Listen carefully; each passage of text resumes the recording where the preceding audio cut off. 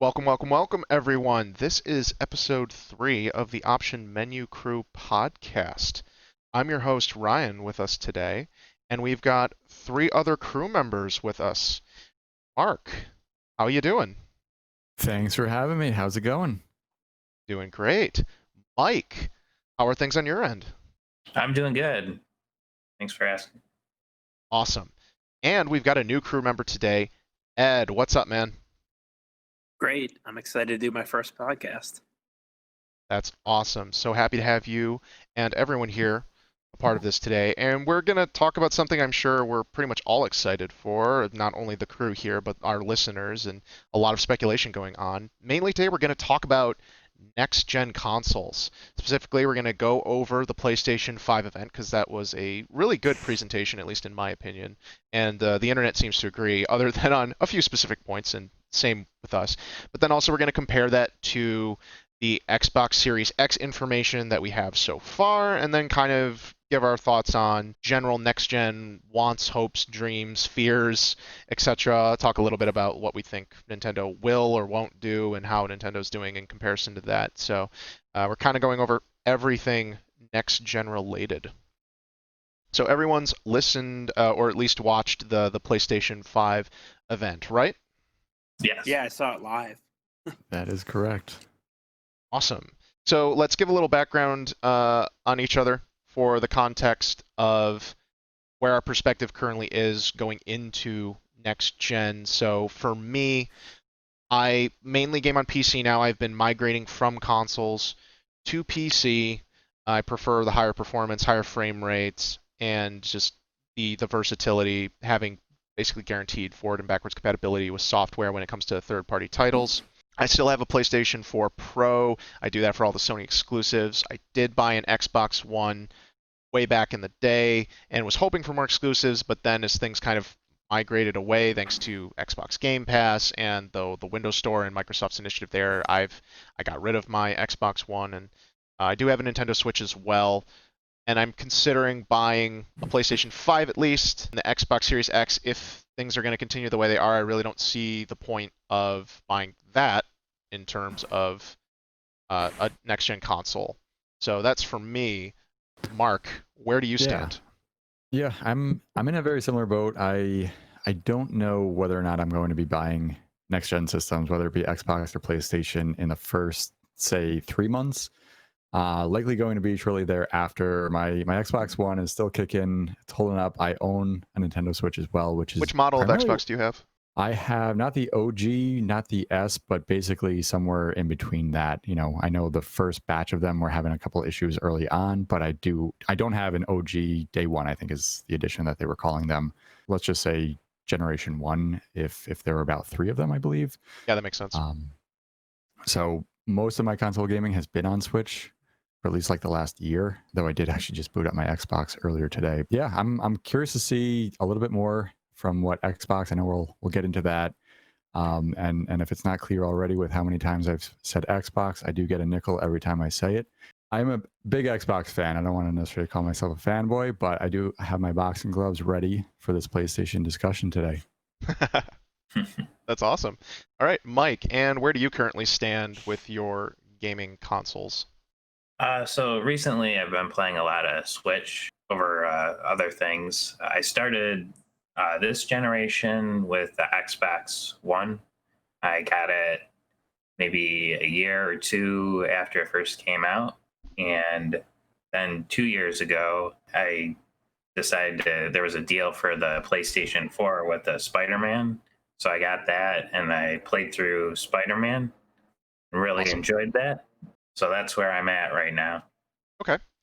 And then Ed, what is your gaming platforms of choice as it currently stands? Well, historically, I am a PlayStation gamer and a Nintendo handheld gamer. So I've always liked the Nintendo handhelds, always liked the PlayStation consoles. This gen, I started with the Xbox. I got it day one because I was really interested in the media features, which never ended up using that much. I did get the PS4 for the same deal that Mike got, and I did like Spider-Man. I've since bought a lot of other and played other PlayStation 4 games. Actually, no longer have the Xbox. I've kind of gotten away from my Xbox phase. I flirted with that for a little bit, but I'm kind of the opposite of Mark here. I'm gonna be a PlayStation 5 defender for this conversation. Okay, sounds good. So that's basically where we stand right now, and obviously a lot of that can change because there's still information to come out despite how big the PlayStation 5 reveal was. There were key details that weren't left. We still don't know the full picture on backwards compatibility. Obviously don't know the price, let alone the release date, though there's some stuff that's hinting towards a November release date. We'll get into that a little bit more after we go through the presentation.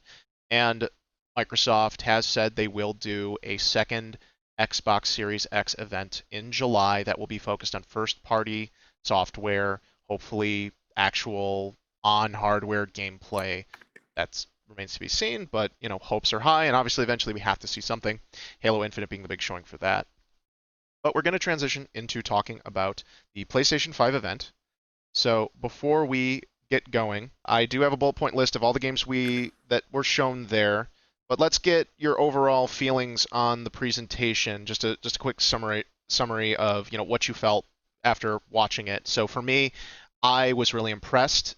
Definitely there was more gameplay shown of the games than I thought, and it was a really interesting variety of games. Not everything speaks to me, but there was a lot of stuff I am definitely going to try. So, Mark, what was your general summary of feelings after watching the presentation? Good question. So there was a lot to unfold from my perspective. A lot of new games. I think there were quite a few that were PlayStation exclusives, right? I think there were at least half a dozen. I think that was kind of the biggest thing for me from an Xbox perspective, looking in, and I know again we'll segue into chatting about Xbox in a minute here, but just primarily looking at PlayStation, I think a lot of that stuff looked really cool. Some of it definitely felt like more of a tech demo. It's also the first time that they're showing off this stuff, so that's absolutely to be expected. But there wasn't necessarily anything like groundbreaking from my perspective that I would be like, oh, I need to buy a PlayStation on day one. But again, just with, I didn't mention earlier, but I do a lot of PC gaming. So that's why I'm not necessarily in that market right now to buy a new console. There were some cool things. Spider-Man looked super cool. Gran Turismo was probably my favorite of all of the games that I saw, but there was no gameplay. It was, I think, just all cinematics, at least for Gran Turismo. I think they opened it up with GTA 5, which this will be the third generation. I'll go through the specific list there, so okay. Don't feel like you have to recant all the games. Yeah. But no, it was good. It was definitely a bit longer than what I had envisioned, at least comparing it back to the Xbox One. But I'm curious to see kind of the next step that both companies take for sure. Awesome. Mike, what is your initial reaction after seeing the PlayStation 5 reveal event? I have to say I was really impressed by it. I mean, starting out with last gen with Xbox, and now thinking, oh, I think I actually want a PS5 this generation. Might not be like a day one purchase, but definitely got me hyped for that. I like Spider-Man, Miles Morales, and Ratchet and Clank Rift Apart. Those were two that stood out to me. There were a bunch of others that looked really cool as well, like that Destruction game. Mm-hmm. But yeah, those are my thoughts so far. Okay. And then Ed, what feelings did the PlayStation 5 event leave you with? Honestly, it was really one of the better presentations I've ever seen for a next-gen console in terms of the games lineup. I know a lot of them are not launch day exclusives, but it's really exciting to see that even within the first year, we can expect a lot of new and exciting experiences. For me, the standout was Ratchet and Clank Rift Apart. I thought it looked great. I think it seems like it'll use capabilities of the PlayStation 5 very well. And I think when that comes out, that might be the tipping point for me to the console. That's awesome. Fantastic. Those were great impressions, guys. So I have the list here of the games that were shown in the order that they were shown on the presentation. So we'll kind of go around the table one by one talking about them. And I'll start, and then everyone can just kind of chime in as they feel comfortable. So the first thing they showed off was Grand Theft Auto 5, which in the presentation is that it will be given away initially for free for PlayStation 5 owners. It's not clear whether or not that means they're creating a specific PlayStation 5 version, or if that's like an enhanced backwards compatibility version for people. It's not really clear in the language. Will account information carry over through the Rockstar account system? Some of these questions definitely weren't answered, but it's really cool. On top of the announcement that they would be giving away $1 million every month, I think, to every player in Grand Theft Auto This is Online. real cash. Yeah, I wish. If only. But no, in the Grand I'll Theft play Auto the game Online, if that's the case. right? In Grand Theft Auto Online multiplayer mode for for PS4 users with PlayStation Plus. The free version, was that only for online, or was that GTA 5 like the whole package? Because like I think Rockstar or Rocksteady. Rockstar. Don't they split the two properties as kind of two different games in a way? It's funky, but the way things are, when you buy Grand Theft Auto 5, you get Grand Theft Auto Online included in the package. So it's Sure. basically the multiplayer mode of the game. And then the campaign is like a separate mode, but everything's tied together. As far as I know, that's how it's going to be carried forward. So you're going to get the full Grand Theft Auto 5 experience, which based on the trailer, they showed plenty of scenes from the cutscenes with a small Yeah. mix of stuff, because there's tons of stuff shared between it in terms of like assets and Of course. NPCs. Well, the So whole city as well.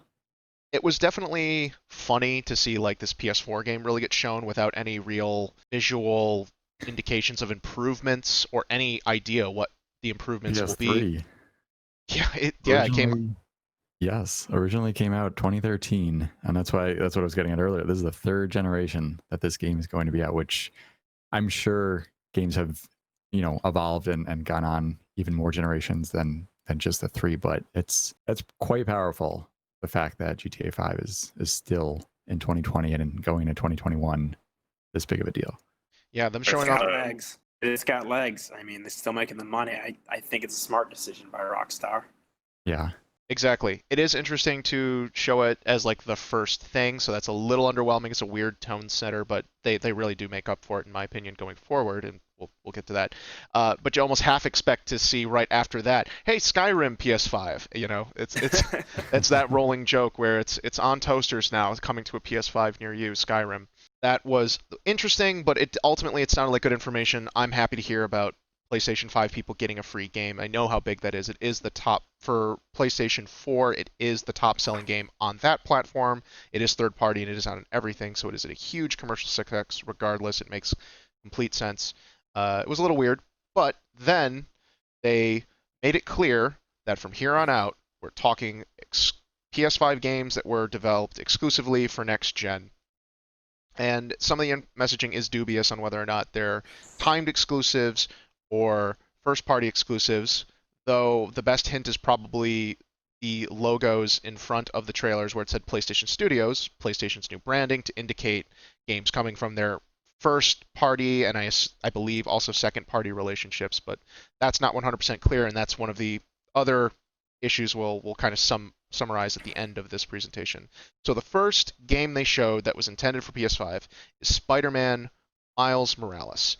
And I was super hyped when they showed this because Marvel's Spider-Man on PlayStation 4 was incredible. It is one of my favorite Spider-Man things of all time. And considering that the movie Spider-Man Into the Spider-Verse was also just a mind-blowing experience. Like, it felt like finally Spider-Man is getting his due in terms of video games, like for real. There was some confusion around what this was. People were wondering if this is the full sequel, because it has been about 2 years since the first game came out, or if this is going to be DLC expansion or whatnot, or coming with a collection of the game. And further information outside was confirming that this is going to be a smaller standalone title, so you don't need the first game to play it. It will just be the package. So just putting that out there. They did show snippets of gameplay. It was enough for me to be like, yep, that's definitely in game. That's what that's going to look like. It's just good camera work. So I was really convinced in that regard. Your guys' thoughts? I think that's going to be a must play. I mean, the first one was, I thought it was really good scale. It was good, tightly designed city, good combat. I mean, I can't say enough good things about Spider-Man for PS4. The only thing I'm a little disappointed about is that it is smaller scale. I mean, I understand their timeline. They want to have something out for the launch, but I'm wondering, how small they really mean. Because the first one only took me, 20, 25 hours. I didn't do everything, but if it's 10 to 15 hours, I might feel like I'd come out of it wanting more. Which isn't necessarily a bad feeling to have. True, it gets you hyped for number 2. Yeah, it looks cool. Like new enemies, new storyline, exciting and fresh. I like the new snow aesthetic. That wasn't in the original game, if I'm remembering correctly. Yeah, it didn't take place during any of the winter times. And the new perspective from Miles' view should be pretty interesting. Yeah, his character popularity has been growing over time, so that's also a really good thing for them to show, and I think also highlighting Miles Morales at this current time in the world has was either very well edited or is just a really happy coincidence in terms of PR for PlayStation. Yeah, I think that was. I was kind of thinking the same exact thing, Birch, and that was one. I was saying Gran Turismo earlier, as far as the one game that kind of stood out for me. But yeah, Spider-Man was definitely one that I haven't played a Spider-Man game in many years, and I would love to. It's just it's cool. Yeah, and one of the first things I said, just harkening one more time to that, is when they did delay the conference 1 week, and I saw that was this. I immediately called out, like, they totally moved this trailer up in the presentation after everything that was going on with protests and whatnot. Absolutely. And I think it's a great move. I think it's fine. I have no issues with that. It's just one of those things where I feel there was a meta moment that I found humorous, regardless perspective there. So our next game was Gran Turismo 7. So, Mark, you said you were extremely excited. I am not personally a fan of simulation racing. We've been playing a bunch of Mario Kart, so it's kind of clear that I've been having tons of fun with arcadey type racing games. Yeah. And this, I was like, okay, this is the PlayStation sim racing series. Xbox has Forza, and they have their 2 brands of Forza. So, Gran Turismo, I was like, eye rolling. I'm like, okay, of course you're going to show pretty cars. They're one of the easiest things to scan in and do pretty lighting on, yada, yada, yada. Get on with it. I will give them props, though. It was the only game that showed full gameplay with a HUD and like in-menu systems, so they did show that. And they did that extended sequence where you're actually in the driver's seat, first person driving, and they have all the, at least, it may not be completely final HUD elements, but it was the only game to really show that many HUD elements there. And what did you think about they actually like paused for a minute and like showed off the menu and kind of how you were moving around, like picking your next mission? Like, did you feel like that kind of took you away from that experience? No. I don't care about the game in general because of what it is, so I appreciate it just like, oh, and I was just a little bitter that it's like, oh, for this game, this is the one we're going to actually show like real gameplay. But with that, any other time they've shown off like sim racings, all they do is just essentially car commercial level of cuts to cars rounding corners and vrooming past the camera. Crashing. Yeah. This looks like a really nice version of that type of game. And if I were into simulation racing games, like I'm not you, Ryan, but I would be into this. Yeah, that's fair. Yeah, and I've played every single Forza except for maybe like Horizon 1 and 2, or maybe 1 and 3. I think I skipped one of them. Game looked incredible, and I've played one of the early ones of Gran Turismo, but I haven't owned a PlayStation in many years, or I haven't ever owned a PlayStation, but I haven't played a lot of the library in quite a few years. So what I'm getting at is it looks incredible. We're assuming there's a next, announcement or something coming up for Forza 8. That series though has, motorsport that it's had a rough road. I know that's for a bigger topic another day, but Horizon has been crushing it. It's still a very, very popular game. Either way, it's exciting. It looks like a great game, at least Gran Turismo that is. Kind of curious to see how it all shapes up. And but that was going back to my original kind of first thought impression. Like that's where I was kind of like, all right, this is a little bit more of like that tech demo type aspect. And again, that's what we should expect for the first sort of view into this next generation. And it always happens every single generation that we see racing games, because there's not a whole lot of like moving pieces in the sense of explosions and physics, outside of the actual cars themselves.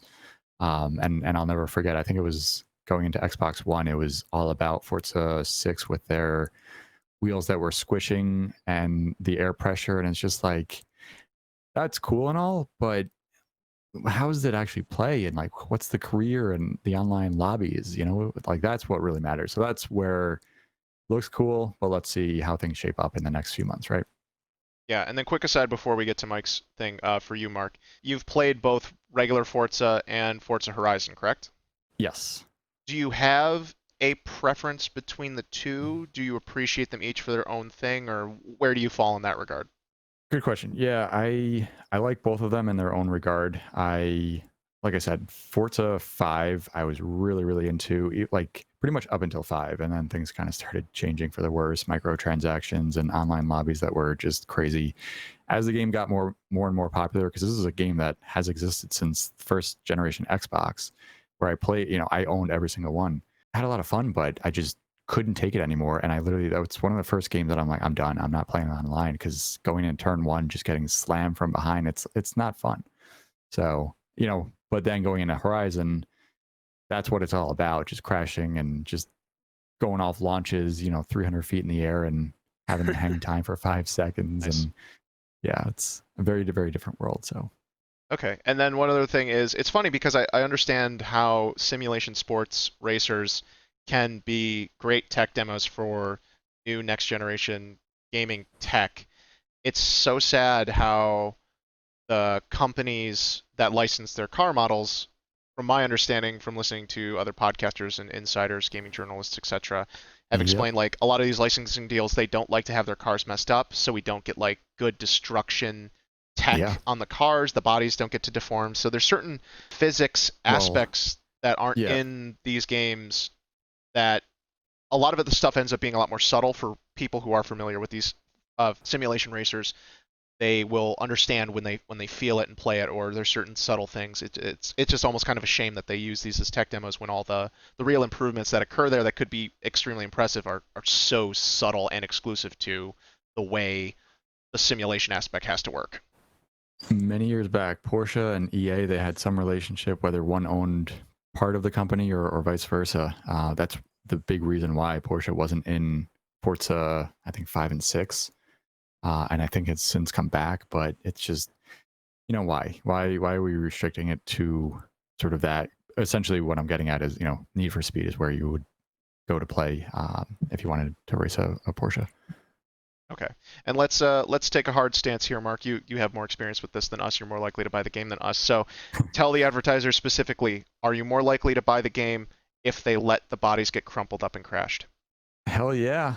You know, that's one of the first things that we do. We go on Le Mans, go at 200 miles an hour as fast as possible in a private lobby with our friends and smash and go crazy. So if we can't do that, or if we turn into ghosts when we go in reverse, it's not as fun. But there's a time and a place, because like I said, when you're online, you know, you just want to race and have fun.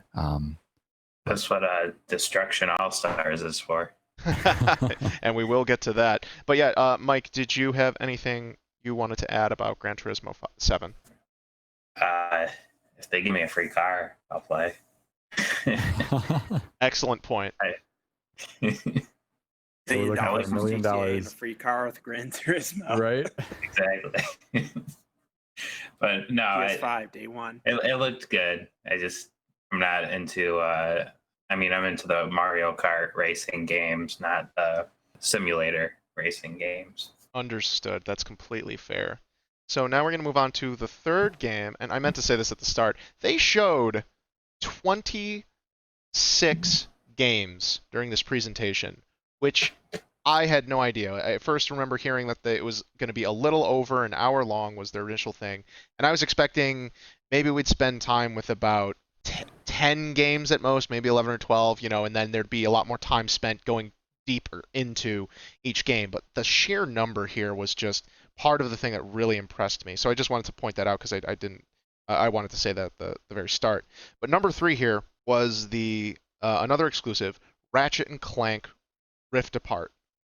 I'm personally not a big Ratchet and Clank fan, but I've had a little more experience thanks to the PlayStation 4 remake / reboot of the first Ratchet and Clank game. I played it a little bit because I've got my cousin has a kid who's about 3 to 4 years old, and he watches us play games when we're hanging out. So that's a game where they're like, hey, he really likes this. Could you play it a little bit for him? Because he's not fully coordinated enough to play, so he'll sit there and watch and has a good time. So I've played a little bit of there. I'm like, okay, this is kind of interesting. It definitely looks pretty. And this game, what they showed here is looking quite neat. And I feel like I really want to give Ratchet and Clank a chance now and maybe even play that reboot game that came out previously, hopefully enhanced for PlayStation 5, and really give Ratchet and Clank a shot and jump in here. It supposedly is supposed to be showing off some of the fast loading tech when Ratchet's going through the portals and things like that. And a YouTuber smartly pointed out that you can kind of still tell that there's a little bit of loading because there's little bits of pausing and hitching here in the visuals that just are really obvious. But considering we've been trending towards faster and faster loading speeds, it doesn't give off that same feel of like, oh, here's Tip's loading screen that we're also used to. It was just in-game, moving through these environments that also seemed really important, a lot of variety and detail and jumping in. And then they end it with a little bit of an actual extended gameplay sequence. And while it wasn't a full HUD, they did show like the weapon wheel and things like that. So I will give that. I was really surprised that they stuck with that, and even though they didn't give a date, that gameplay sequence made me feel like this has got to be like super close to launch. So those are my feelings. What about you guys? Well, I am probably the biggest Ratchet and Clank fan on this show. I actually played the PS4 one recently, and I came out of it thinking that looked really good. So you can imagine my feelings when I saw the new one. Is the reboot the only one you've played, Ryan? I've seen footage of the old ones, but I never, for whatever reason, it just didn't really appeal to me at the time, and I never really took the time to play those or Sly Cooper or Jack and Daxter. And I know like there's a lot of PlayStation fans that will crucify me for that. It was just a different thing, but I don't have anything against them. They just didn't seem like they were my style. I would definitely not say they're bad games, but no, I didn't really give them a chance, and now with the situation in my life, I'm definitely a lot more open to trying different stuff, especially since they're third-person action games. Like that's my jam. So I will say the reboot on PS4 is probably not the best one. I came out of it thinking it looked really nice, but maybe underwhelmed by some of the level design and mechanics. PS3 ones are really good. I played all the ones on PS2, so I'm really excited for this new one. Like you said, the way they're using the new memory tech to minimize the loading times looks really great. This is probably my number one game PS4 exclusive PS5 exclusive that I am excited for. yeah, I'm also a big fan of like sci-fi and the idea of the portal tech and jumping through like multiple dimensions or jumping through space, whatever. It looks really fun. Like that kind of aesthetic narrative type stuff really does interest me. So I'm also interested in a fundamental level, even if maybe the other one isn't as good. It's like I'll give it a chance. I can always rent it or get it on a very cheap sale and give it an honest shot and just see what happens. It's definitely worth playing, and the characters are very charming. You grow to like them the more you play it. It's got that kind of Pixar movie quality where it does have adult appeal, but it also is kid friendly. Yeah, and that's definitely another thing that's up my alley. So I definitely am gonna keep an eye on this and give it a shot on top of the previous one as well. Hopefully it'll be enhanced for PlayStation 5. Visually, it looks stunning for sure. Have not played a Ratchet, but it's definitely probably top 3 from that whole presentation. That that's one of those games that looks super cool. And going back to what Ed was just mentioning, like cartoony, cute kind of art style, it looks like it'd be a fun kind of just chill, relaxing type of game. But it also was the first, Gran Turismo was showing off cars. It's going back, I think it's a little bit easy to kind of show some of that stuff off. But it seemed like Ratchet was showing off a lot of like moving pieces and explosions. Like that's where it was like, all right, this is a next level console game, right? Yeah, and for me, I thought the dimension warping looked really cool, like Ryan was saying, and you seem to be able to do it on the fly. Like it seemed like it was like integrated into the game. Oh, and they showed a surprise character at the end, the new Lombax. So. Oh Female yeah, Lombax. yeah. Has there not been a female Lombax before? I think there's been female Lombaxes before, but this one seems like she'll be playable. Yeah, that definitely seems like what they were hinting at. Yeah, the portal technology they showed in there, like in the actual gameplay, they showed it more like it was just kind of like a shortcut jumping in world, but hopefully there'll be stuff more akin to set pieces inside the other game where you might be jumping between dimensions in a single level, or they'll hopefully mix up scenery. I'm assuming that's what they're building to, is like dimensions will start collapsing in on each other. And then you'll be hopping between these interesting mixes of environments, as well as maybe pulling elements back and forth. Who knows? My hopes might be too high, but those are the kind of things that with next gen tech, I hope that's closer to, and they can really play with those kind of things. It seems Yeah, like what a a good great- opportunity for a villain to start, collapsing dimensions on you, and I think there's some good ideas for narrative there to go along with the technology. And also with the dimensions, someone floated this idea, so it's not my original thought, but I do agree, and I think it'd be neat, is with this multi-dimensional, or hopefully multi-dimensional, it's not just blending between space, since Ratchet and Clank takes place on a galactic scale. Impressions and thoughts if we get Jak and Daxter and Sly Cooper mixing into this, because they're also kind of in that same aesthetic with those. So for PlayStation, if they encourage those crossovers, how cool would that be for you? Or is that like, I could pass? I don't know if one game can handle all those characters. They're pretty strong personalities. PlayStation All-Stars barely handled it. Add Kratos in the mix, and I'm sold. There you go. Mike, you have any thoughts? Oh, I'm good. Thank you. Okay, and then Mark, you got a take on that? All good over here. Okay, no problem. So the fourth, technically fifth, the next game shown was the first potential new IP from Square Enix called Project Atheia. We got little snips of prototype gameplay and a little bit of narrative backstory for it. Very little. I'm kind of convinced that this is probably in development. It's just really far away, and they didn't want to say how far, and Sony was probably asking for something from them, and they didn't have anything else ready. Previously, on Nintendo, debuted Project Octopath Traveler way ahead of time, and they kept advertising it as Project and kept showing more and more gameplay. And then eventually they did their reveal trailer and said, yep, it's just called Octopath Traveler. So I'm imagining this is going to be called like Atheia plus a subtitle or something like that. And from the brief little snippets I saw there, it looks like some kind of third-person action RPG with crazy magical effects and things like that. I think the female character had sneakers on, so it's like a cross-dimensional thing, and that like made me go, I noticed that. I noticed that on the second watching of the trailer, and I didn't notice the first time. I thought that was a little strange. So I don't know what angle they're going for there, but I'm eager to hear more. So without a lot of information, I'm interested. I would love to see this game be a real thing, and that's my current takeaway. So what about you guys? Is this a game that's going to come out in like 10 years or something? You got to flip a coin on With that Square one. Enix, probably like 15. Exactly. But initially, is this a game you'd want to try? It looked interesting. Okay. Mark? Yeah, I don't have a whole lot more to add to that. Looks cool. Let's see. Let's get a date and see what it's all about. I agree with that. Yeah, it's really surprising that they would also place it in the presentation like this, where we've got plenty of other new IP with actual titles and more likely to be real games, but whatever. So we don't know the details behind that. But our next game was the first one without like any sort of gameplay or discernible gameplay, but I am totally into it because of its narrative conceit, which is that you will be playing as a cat in a world of robots. The game is called Stray, and I didn't even catch it the first time I watched the trailer. I was focused on the robots. I'm like, oh my god, you're in this dystopia where there's nothing but robots and they're just taking on human lives. And then they show the cat, and right as it's like showing the cat jumping around, I'm like, oh my god, are you playing as the cat? Do you play as the cat? And then when the cat's up there, yawns, and then it says Stray, I'm like, oh my god, you're playing as the cat! I'm so in!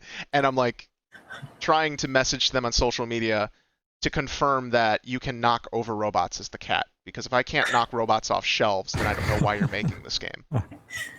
So that was my takeaway, even without gameplay. I'm just, the concept, I'm immediately sold on, and I want to see more. Looks like 2021 will also be on PC. I like the kind of cyberpunk-esque art style, right? Yeah. Can't go wrong with Cyberpunk. Oh, no, not at all. No, Cat's got a that's what I'm backpack. saying. I like that. Yeah. And cats, too. I mean, And hashtag cats. My cat keeps bugging me, so maybe he'll want to watch me play it.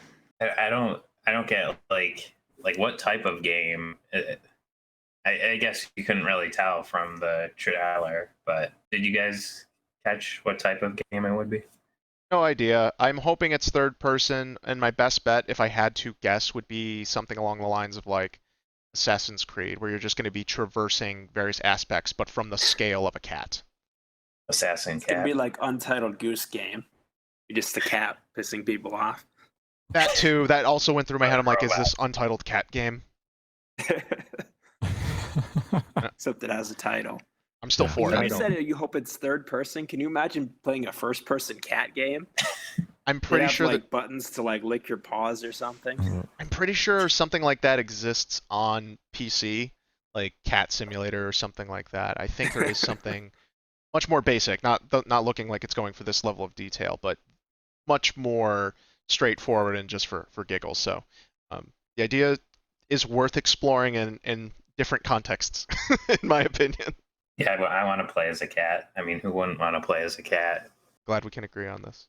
So moving on, the next game that was shown was called Returnal, and this started off with a lot of narrative conceit about dying and respawning, an astronaut woman who's crash landing on an alien planet and then fighting for her survival and has to relive that every time and is trying to figure out what to do and try to escape. So a pretty standard conceit for a video game at this point. And then they showed a bit of what seemed like prototype gameplay. So it seems like it's going to be third-person shooting, pretty fast-paced. You'll fight a couple different hordes of enemies and things like that. Who knows how big the exploration will be, or if it'll be much more like corridor-focused. But I was intrigued. Not too crazy, but I'd be interested in learning more to see whether or not this is something I'm totally into. Exactly. Looks cool. I was gonna say I thought that the planet constantly changing looked pretty cool, and it gave you like that live, die, repeat vibes. I don't know if you guys have seen Or that Edge of movie. Tomorrow. Yeah. Whatever you Yeah. want to call that movie. What it was originally, and it looks like a really interesting concept. Yeah, and the developer is Housemarque Games, and trying to find what their last one is, because they have a history of making like arcade shooter games. They did Stardust and Super Stardust. Super Stardust. They were responsible for the port. Didn't Super they Stardust make, HD. Outland on the Yes. PlayStation. That was cool. That was like a Metroidvania with kind of an Ikaruga type thing going. Yeah, I did. I played a bit of that. That was really cool. I did play and beat Outland. That was in partnership with Ubisoft. They also made Dead Nation for PlayStation. Oh yeah. That was the top-down. Yeah. Two twin stick shooter, right? Yes, Resogun for PlayStation 3 and 4, and Vita, Alienation, Matterfall. So those are the games they've had. So this is like their first big 3D game. Everything else has been kind of smaller, isometric, or over top view. So this is kind of a departure for them. It's their next step up. I don't want to make that sound disrespectful or whatnot, but I haven't really played too much of those games, but this is definitely looking like they're trying to bring some of that arcadey aspect to a much bigger scale, which I'm all for. I just want the narrative conceit. It seems like there's a mystery there, but how much is that going to translate to what the game is? I don't know, and I am interested to see more because once again, love sci-fi aspect, love third-person gameplay, so keeping it on the radar. Has promise. Okay then, the next game was the first. Basically, well, I guess the other ones kind of can qualify Ratchet and Clank a little bit, or Stray, but we didn't really see anything. Is Sackboy's Big Adventure? When I immediately saw this, I was like, wait, are they not doing Little Big Planet? And I'm surprised that they didn't stick with that title there. But then when I saw it was like a platforming adventure, I'm like, oh, that's pretty cool. So instead of doing a creator, and who knows if there'll still be like creator elements or whatnot, they're basically doing their own platformer. They're using Sackboy as their Mario stand-in, and they're going to have this whole adventure. And then they showed off that they were going to have co-op, single screen co-op multiplayer with 2 players, and then I thought to myself, oh, this better be like Super Mario 3D World if they're really smart and allow for 4-player co-op. And lo and behold, you get a little further in that trailer, and that's exactly what they're doing, showing 4 players cooperating together on the same screen. So hopefully that will have local and online co-op, and I thought it was a good showing for Sony having a family-friendly offering for that system, and we can give a heartfelt RIP to Knack. I'm sure Mark Cerny is a little disappointed, but hopefully Knack will be a playable avatar inside that game because it would make a lot of sense. We'll never lose the memes though about Knack. It will course live not. forever. That doesn't mean Knack 3 isn't impossible, but it seems far less likely now. Yeah, so I thought it looks like a phenomenal platformer, like you're saying, and more 3D than the past games. Because I mean, Little Big Planet has always been like a platformer, but not 3D like this, I don't think. And the co-op play looks really fun. Gave me like some Mario World vibes. So those are my thoughts for Sackboy: A Big Adventure. I think I would like it a lot. I have fond memories of playing Little Big Planet on the PS3.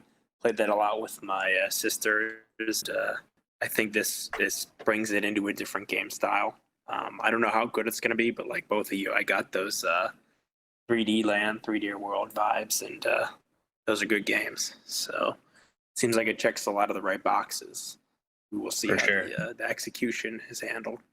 Mark, where's this game falling on your radar? Yeah, good question. A lot of the stuff in the middle, I would definitely say, in summary, with a lot of the presentation from PlayStation it was front loaded and back loaded. A lot of the stuff in the middle, I hate to say, not just skippable, but I was speeding through. I wasn't watching as intently. It just didn't ignite me. There were a couple other wild cards here and there, but not too much.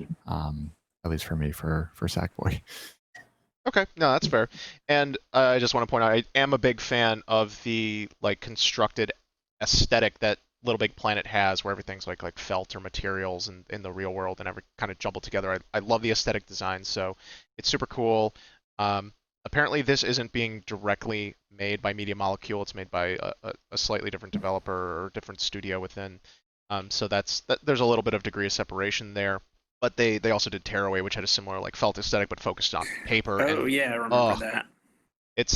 I love seeing this new fresh aesthetic, and I'm also just a bit surprised that they're not having Little Big Planet in the title somewhere as like just a way to do branding, like Sackboy's Adventure, a Little Big Planet game, or something like that. I was really shocked by that, but if Sackboy himself is going to become the IP, that's pretty cool. I could see this working. I hope it does well. I think Sony's needs something like this, and I thought from the start when Little Big Planet came out, I'm like, they did it. They finally have their modern Mario icon that they can use, and it stands for all that creativity that has been part of the PlayStation legacy.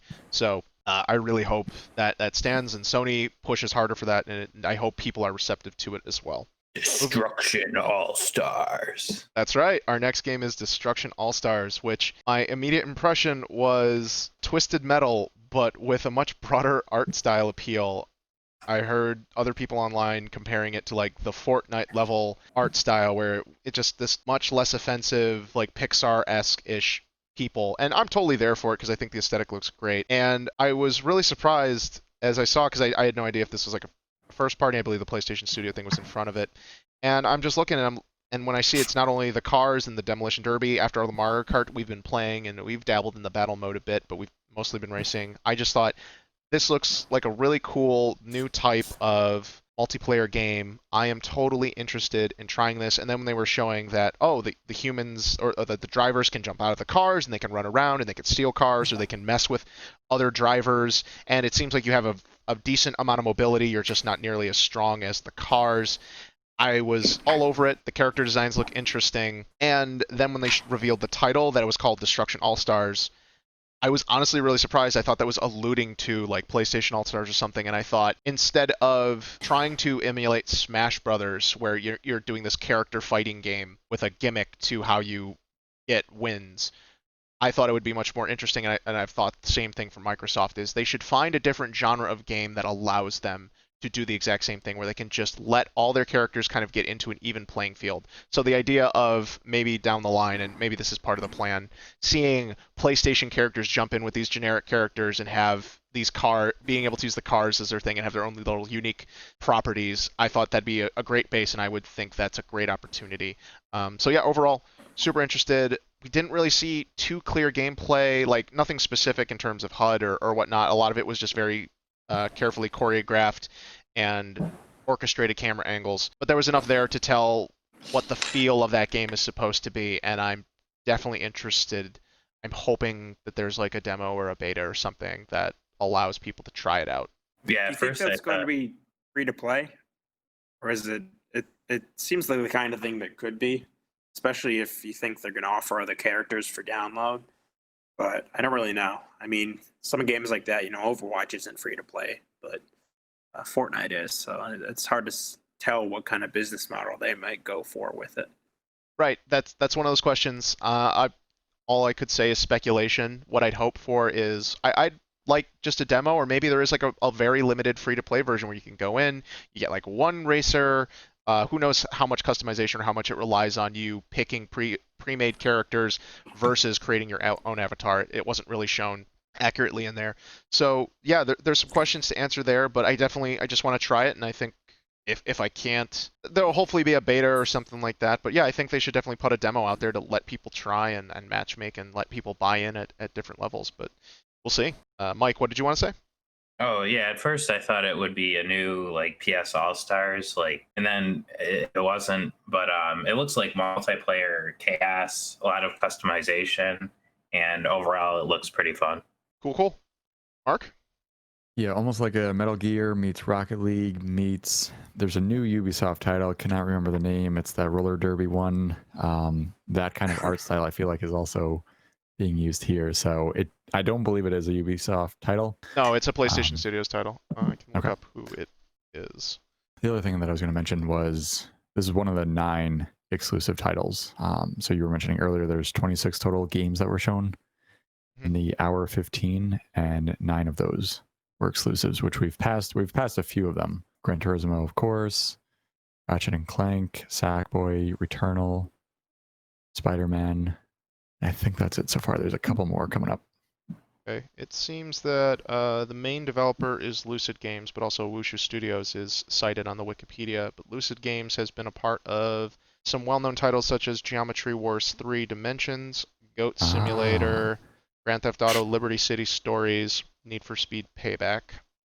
So that's some of their pedigree. Not the complete, but I was just reading what I think most of us will be able to So maybe you'll get to play as the goat.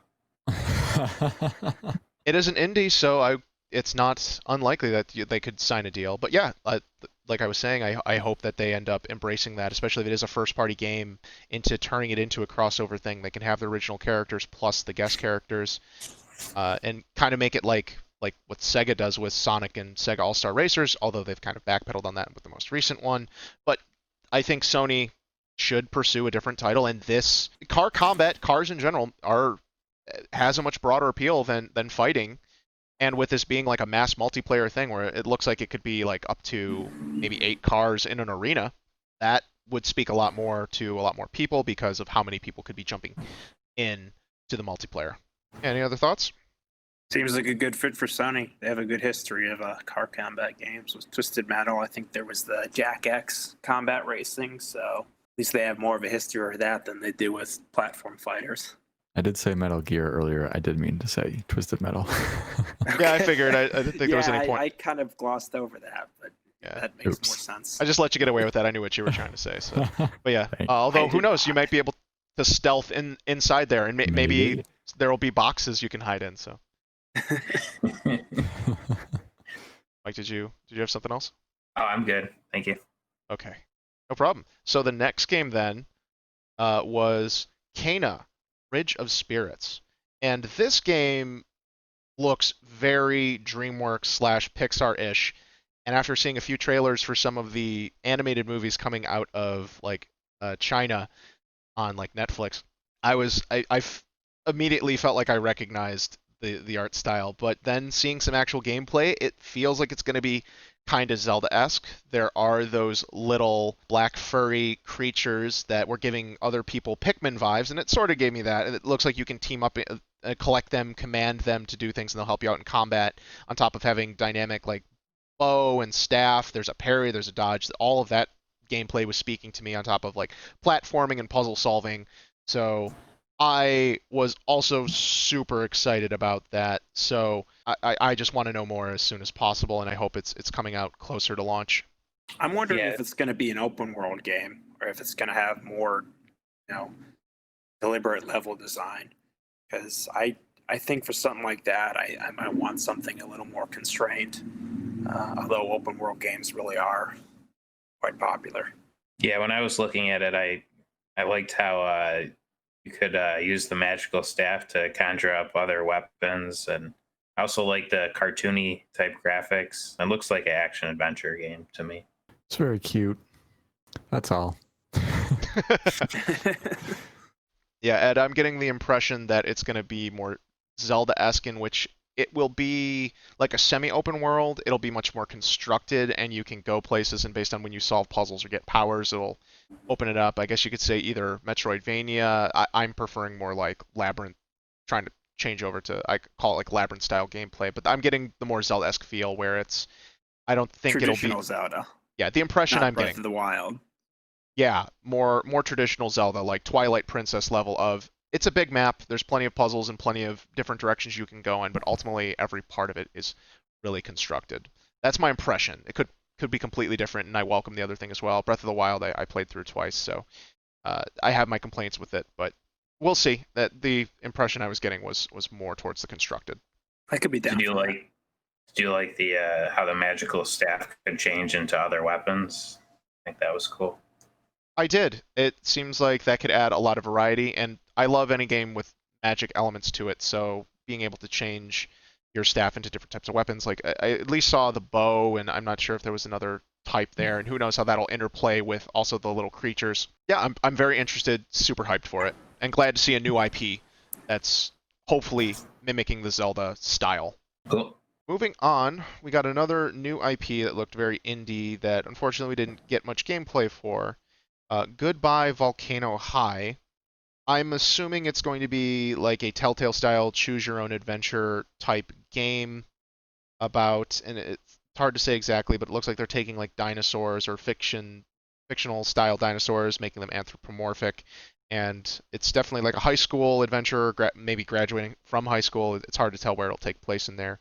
I really wish we could have seen some gameplay, but I bet it's just that stuff doesn't really trailer well. It's really tough. It was interesting. I'm a fan of Life is Strange. I'm a fan of the Walking Dead Telltale games. So, and some of the other work that Telltale's done. Wolf Among Us too, please. I'm interested, but I need to see more and understand exactly it's bringing to the table before I commit, because I don't know if I'm interested in another high school story, but I could be convinced. Yeah, this looks like my high school. I'm just kidding. I've never played any of those kind of adventure games. I don't know if I'm interested in this, and this probably will not be the first one I play. Mark, did you have anything to add? No, I think this is another one of those that looks cool. Let's get a date, and it's actually not exclusive, so that's nice, but not something that I'd likely be picking up. Okay, goodbye, Volcano High. Moving on. The next game was Oddworld Soulstorm. I haven't really played any of the Oddworld games, and honestly, the art style had always kind of turned me off. As far as I know, they're kind of like weird platformers. It's unique, yeah. But what they presented there was interesting. I'm happy for series fans, but ultimately, I don't think I'm gonna play it myself. Maybe rent and give it a shot, since it seems like it's gonna kind of be standalone. I don't know how much it's gonna integrate between the older and new stuff. There's certain things I was able to pick out because I've heard commentary about the old games from before. The gameplay, props to them for showing some gameplay, and even that looked weird. It was definitely a dark humor style game, so interesting, but maybe not for me. Definitely would put it on my rental list before anything else. Yeah, I think it is likely going to be a mature rated game, or not too far from it. Just like the undertones. I was just watching another playthrough of the trailer, and the main character is grabbed by the throat, so there's a little bit of violence there. And I know at the end of the trailer you also see him kind of pulling off the bandages on his mouth, which looked a little gruesome. But Train crashes through like a dozen dudes on there as well. Yeah. right. A lot of explosions. But yeah, let's see. I can't remember the last time there was an Oddworld game. Mike, Ed, are you guys much of a Oddworld series? No, I've never played a game in the Oddworld series. Okay. Same. Okay. So I think general consensus then, we're all a little interested. There's not too much more with it right now. Sure. Yeah, I think it's really cool to be there because it is a long-running, interesting franchise. But yeah, it seems like for us it didn't move the needle much. But that's cool to see at least. And apparently it's been in development for a long time as well. So once again, for Oddworld fans and people of fans of video game history, I guess for these like niche but surviving series, it's a cool touchdown. It's good for the industry. We need that variety. I agree. I think they should only make one type of game. 3D Get outta here. platformers. Only Mario games. 3D choose your own adventure games. Walking sims where you have to choose in a menu whether you walk forward or backwards. Walking sim This is why we're roguelikes. not developers. The next game was Ghostwire Tokyo, and I was intrigued about this game back when they first announced it at E3, but it was just a CG trailer, so I was completely underwhelmed. And it was coming from... I should have actually looked at the developers, so poor planning on my I part think this here. is a Bethesda title. Bethesda, but the That was specific Deathloop. studio is Wasn't- Tango Gameworks. Tango Gameworks. You're right. I should have just said the same developers who made Evil Within 1 and 2. And Evil Within 1 was okay. Evil Within 2 was way better. Very interesting. And the director is Shinji Mikami, who was responsible for a lot of the work on the Resident Evil series up to Resident Evil 4 before he departed from Capcom. And so I was interested in that regard, was curious what kind of horror game it was going to be, and now it seems like it's going to be much more of an action horror game. It's in first person, so I'm a little disappointed in that, but it's not like there isn't plenty of first person games I do like. BioShock is an amazing series, for example. And seeing Yeah. it's all this supernatural ghost stuff and you're doing like this magic with your hands, it looks like there's going to be some really cool set pieces. Though something about the environmental design was kind of throwing me off, like in the cityscapes where things were looking kind of bland and empty, and maybe that's just compared to some of the hyper detailed games I've recently played. But then also there's surreal environments that you're just going to seemingly go between, and all about like the ghost and the magic and that supernatural stuff. So totally on board. Really want to see more. I just want more. I want that release date. I'm a little with you on the disappointed that it's first person. I'm a little ashamed to admit I really can't play first person games very well, so I have a hard time enjoying them. But I'm sure it'll be good for some people. It does seem like it's promising, but I don't think it's going to be for me. I think I already know the answer, but are any of you into the Dishonored series? I played a couple hours of Dishonored 1, and it just really didn't grab me, so I didn't really gravitate into Dishonored 2. But on initial previews of it, like, it definitely seemed like it was up my alley. It felt kind of Bioshocky, and we're going to talk about another game from the Dishonored developers later on. And it just didn't click, and I'm really surprised it didn't. I don't know, maybe I'll have to give it another shot, but everything there should have spoken to me, but it just, I don't know, I guess I didn't find like the characters of the world ultimately as appealing on actual immersion as I did with initial first blush. Well, let's not also forget that a lot of the trailers that we're looking at are, part of this bigger presentation, so they're likely going to have a little bit more to offer at a future date. So, no need to just write it off right now based on a minute or two worth of limited coverage. So it'll be interesting to kind of see what comes next. I meant Dishonored. Like Ghostwire, this trailer sold me pretty hard. Okay. I apologize. Yeah. Dishonored, I was like, oh man, this should be completely there, but then in practice, for some reason, it didn't click, and I'm not really sure why, but because everything else was there, that just it seemed like it. So yeah, I was talking about Dishonored, but Ghostwire, I'm totally in for, and I really want to try, unless obviously something crazy happens that like tanks it, like they put in Right. some weird multiplayer mode that's like dumb, and characters are gonna come in. Like any type of trolling aspect always makes me go, but there's hopefully like an offline mode or something. Well, that's not even part of the conversation. I'm really injecting nothing into that. So yeah. Mike, did you want to say anything about Ghostwire? No, it's not my type of game, but it looks cool. Okay then. Next up was Jet: The Far Shore. As seeing this was some sort of like emotional tone trailer, I was intrigued. It seems like you are going to be controlling a spaceship of some sort and maybe traveling over environments. It's really hard to tell I wasn't sure if it was actual gameplay or not because that'd be a really strange perspective. But yeah, this is one where I just kind of go like, all right, you didn't really show me enough, but I think the pedigree of the developer for that, they made the Sword and Sorcery game for mobile, which is a really neat game, and this I haven't heard from them since in terms. So I'm really curious to see what this game actually is. It just felt like a very aimless tone trailer, so it didn't give me hype, but I'll at least give it a second look when there's more information. The way they kind of put the music to the trailer and the camera angles that were taking it made me think of like Interstellar or something. This like Yeah. long distance space travel. So it looks interesting, but like you said, I don't know what the gameplay is, so it's really hard to judge. Yeah, I don't have anything to add. Yeah, I think we can move on to Godfall.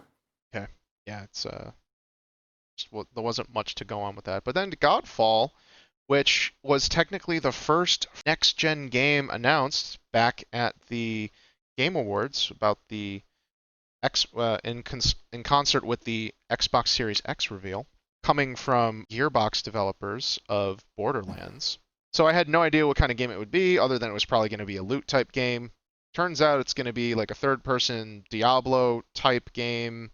It looks a little more action-oriented than Diablo, but it's still collecting, I guess, gear pieces to customize your armor. The knights look pretty neat, but something about the trailer just didn't look quite right. Other than the frame rate was not consistent, very rough gameplay, and I hope they nail that down. I hope it's aiming for 60 FPS, but probably not. In regards to additional information that wasn't in the trailer, it apparently is going to be only 3-player co-op, and for me myself, unless there's actually a narrative with like some real effort put into it, I'm probably gonna relegate this to a rental if I have any friends that get into it. If it comes to PC, then at the same time, if there's anyone's interested, I might pick it up just because I don't hate beat 'em ups. I think that's kind of neat, and if it's just something where hey, we'll jump on, let's beat up some dudes, we can casually hang out and play this, then yeah, I think it'd be okay. But personal investment based on this new information is really pretty low. You asked if it came to PC. I'm reading on IGN. It says also coming to Epic Game Store. So I don't know how you feel about the Epic Game Store, but that's where you'll be able to get it.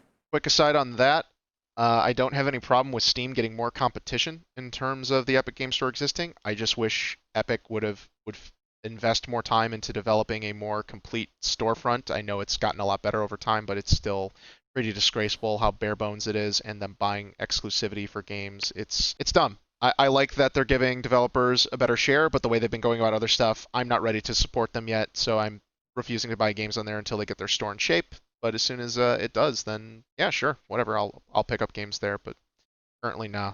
Just wanted to add a quick side note too. You were saying the Godfall trailer was a little rough around the edges. I think the entire PlayStation presentation, correct me if I'm wrong, but was 1080 30 frames, right? Yes, they did state that out front. Thank you, was going to stream at 1080p 30 FPS, which is fine, so I understand that, but even then, the trailer seemed choppy, and they can still have done gameplay trailers of that at 60 and then rendered it down to 30 during the broadcast. And I think, because every single game, I know for a fact, every single game put out an independent trailer, which was either the version you saw in there or a slightly extended version for each individual game, and I believe the independent trailer for Godfall was at 60 FPS, which still had stutter there. Either way, if it's not a locked 30, like that's even more disgraceful. Right. Considering what kind of tech next gen's supposed to be peddling. Yeah. I'm just setting you up though. Do you know the other game console? It was Xbox Series X, right? How many frames? What was the resolution? 120. No, 60 frames, 4K. So things were looking a little snappier, but correct. It's just chef's choice as far as how all the trailers look, but just had to get that little jab in there, Birch. Oh yeah, that's fine, and we'll definitely talk about the messaging that Xbox Series X has there, because there are some positive points in that regard. But once again, even for both of them, we don't know what we can trust, because unfortunately the platform holders don't really have a history of enforcing certain quality standards in terms of performance, sadly. Right. But we'll discuss that after the presentation discussion here. Yeah, any other thoughts about Godfall here? The weapons look almost comically big. I'm not sure I like the aesthetic. It seems a little It's like the graphics kind of seem like they're going for something realistic, but then just the design of it seems cartoony. It's a little weird, but it could be fun. If you have some friends who got into it, I could see how you could enjoy it. Yeah, I'd say it's a high detail animated art style. They're going for realism, but definitely everything's abstracted in very deliberate ways while having realistic levels of detail on them. And the comically large weapons, of course, is something you see in a lot of game designs for either visibility or for giving that impression of power. So that take it or leave it. I'm not really criticizing your taste in that, but they just kind of do that for a reason. Makes me think a little bit of like the Darksiders games. Yes, definitely. Mike, anything else? The swordplay looks cool. Or the different weapons that they're using, I think it looks cool. Okay. Yeah. I like I said, I like beat 'em ups, so I'm inclined to like this game, but it's just right now it's not giving me any hype impressions. So I'll give it some more information, but currently lukewarm on it.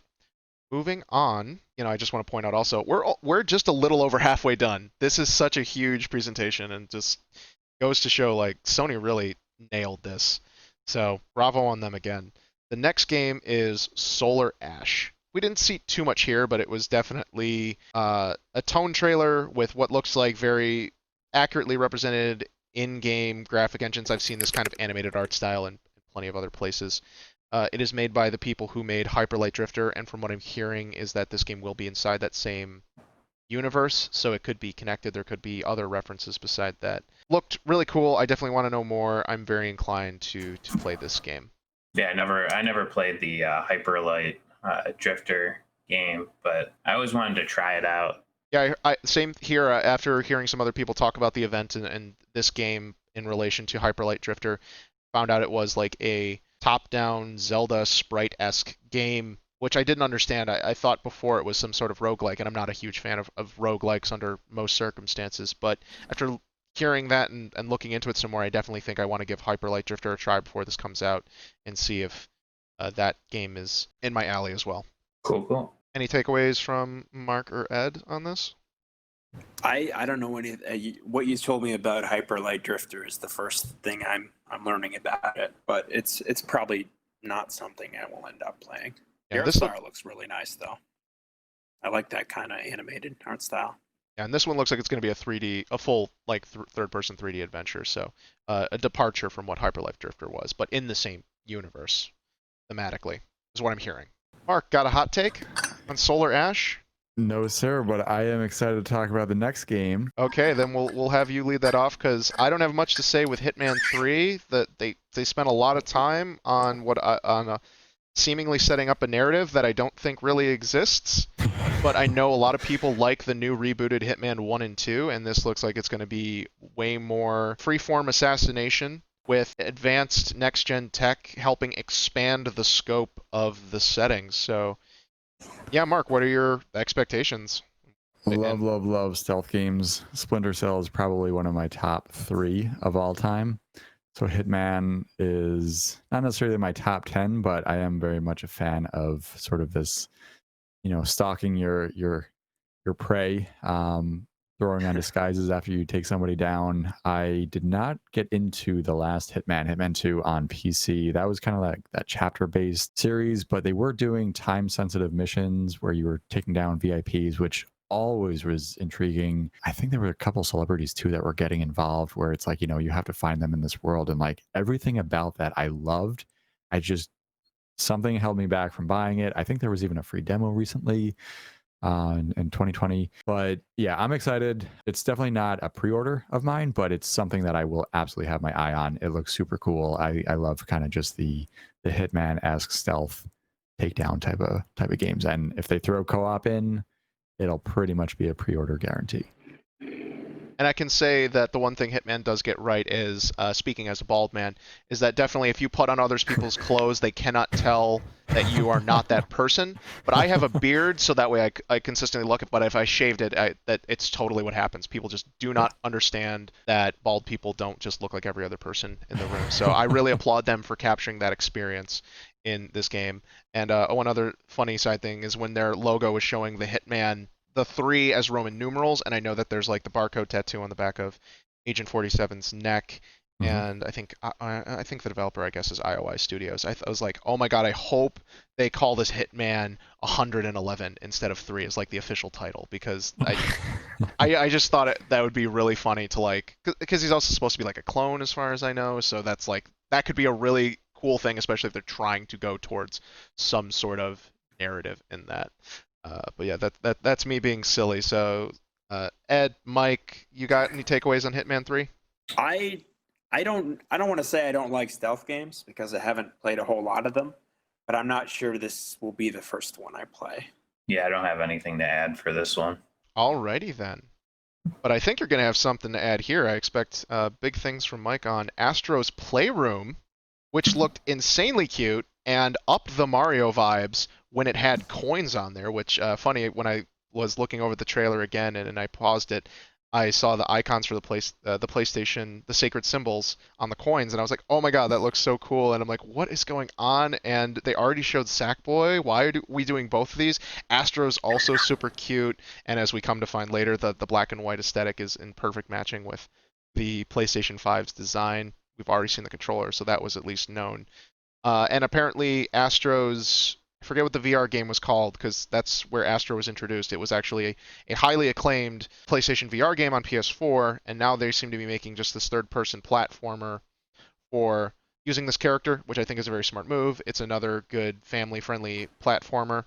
And from what I saw, because I was actually really impressed with the music I was hearing in the background. Whatever that theme song was, I was just jamming to. It got really catchy. It just started sticking in my brain. I went back, I looked at the trailer. It was an extended trailer, and they showed that it's going to be like almost like a gimmick game. They're really going to try and highlight a lot of the features of the PlayStation 5 DualSense controller. And it also said in the messaging, it's going to be preloaded on PlayStation 5. I've heard online there's some debate on whether or not it's preloaded on every PlayStation 5. I was taking it as it's preloaded on every PlayStation 5.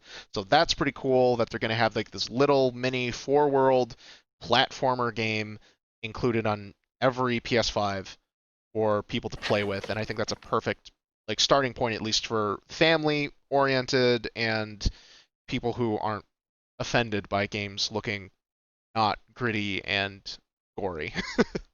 Yeah, I thought it looked sweet. Definitely, like, that's awesome that it's included. Like, I didn't hear that, but that's pretty sweet that they're actually going to preload it with the PS5. And I like how it takes advantage of the DualSense controller. Kind of like it took advantage of the VR. So that's kind of like the flagship. Tech demo franchise? Yeah. I don't want to, but not yeah. to minimize it, but No. No, I think I think more companies should do that. Like, obviously Nintendo with Wii Sports really set the bar there, and Nintendo's also done that before with smart pack-ins back from even the original Nintendo. So pack-in games are always a good thing. Hopefully that will go over well and it won't be underwhelming once it gets there. I know for some people it obviously will, but and then who knows? Hopefully with Sackboy's Adventure, or even with Astro Playroom, maybe there'll be a special Easter egg with save data where you can have Sackboy as a second player, or a Sackboy Astro Robot, or Astro Boy, not Astro Boy. That's a different thing. Astrobot appears in Little Big Sackboy's Big Adventure. So there's a lot of good cross-play here that we could see Sony take advantage of, or cross-branding, however you want to phrase that. So yeah, I have high hopes for some of this stuff, and it's really neat that it's a pack-in. He's just like skating on the ice and like spinning around. Looks awesome. The gameplay variety looks good for a third-person platformer. Mark, did you want to chime in on how cute Astrobot looks? Yeah, I would love to just elaborate on how cute the character models are. Doesn't he remind you of a Windows machine, a Surface laptop? Right. I think this was one of the last few exclusives, so not something that's going to be coming on the Xbox platform. Not that I've made up my mind yet. Right. You know, or not that I'm hinting. Tie-in to Stray, right? Oh my god. Maybe. I think Astro's going to be like Cortana or Siri. It's going to be like, hey, Astro, load up Astro.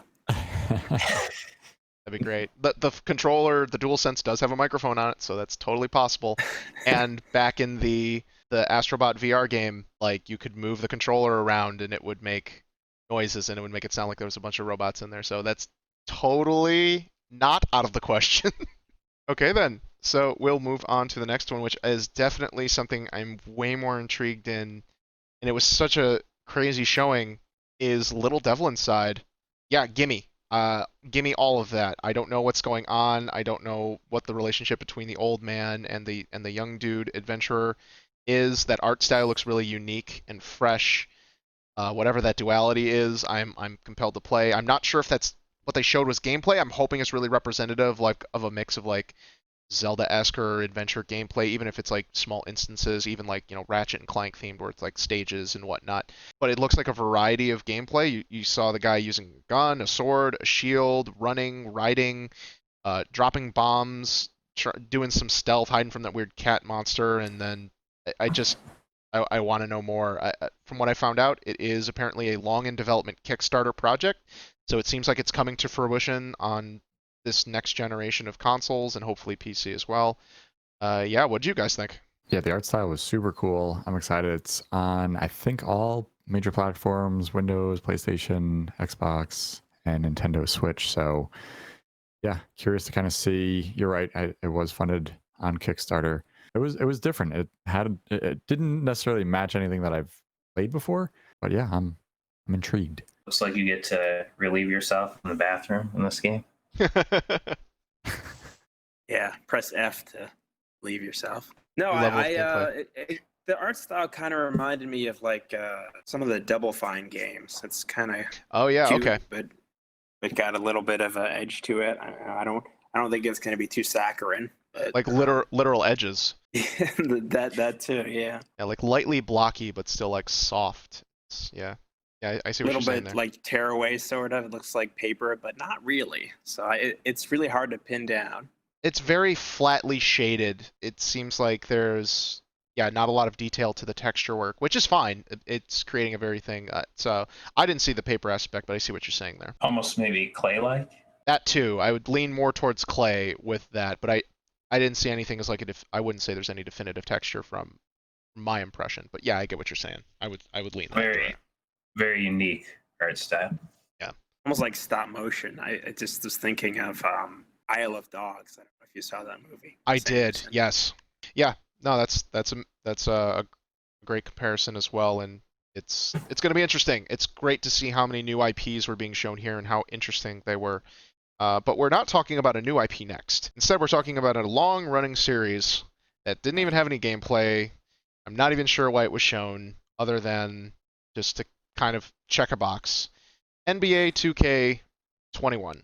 So we got to see what I guess is probably a current prominent player that was scanned in and did a quick tech demo for the game, and they showed that off and just trying to show that. I just have to say, this is so weird. Like the audience that's into sports games and even like Gran Turismo, I'd lump them kind of together. Like the Venn diagram between people who care about things like Little Devil Inside and sports and simulator games is probably not very small overlap there. So I don't know why they still put these things in there. Just do a separate presentation so we're not wasting either group's time. Well, I But think they're yeah, trying to keep everybody engaged. They had the Gran Turismo trailer was at the very beginning. Throw an NBA a little bit deeper in. They're mixing it up, so it's not like, hey, this 5-minute block of these 3 games is all for this type of genre. But yeah, it was pre-alpha footage, if even you could call it that. It was really just a cinematic. It's a sports game that comes out every year. Whoop-de-doo is sort of my reaction there. absolutely. And I'm being a bit overly facetious when I talk about this, because I would also say like Gran Turismo 7 and the NBA, like that genre of fans for video games, like they would also care about GTA. So I'm like, here, like let's take these 3 and just put this trailer over here, and then everything else was for the other side of the video game audience. And that's just kind of my takeaway. They didn't even it almost seems like a disservice as well, because they didn't have any actual gameplay ready. It was barely even worth the time for actual fans of that, because they don't even get to see a bunch of other players. They don't get to see what it's like on court, in that way too, because I'm just not a big fan of gameplay trailers I'm not a big fan of purely CG trailers or purely in-engine trailers. I like to at least see some real-world example of gameplay. So even in that regard, with respect to those fans, I think they were not served properly with this little tease. Right. This is just, exactly that, a teaser. But I mean, the conference is also for investors as well. It's not just. I mean, every. The investors make enough money. We don't have to care about their feelings. I wonder if they were responding to the fact that Microsoft in their presentation had a whole big thing about Madden and the history of Madden. Maybe they felt they just needed their, yearly sports game to compete.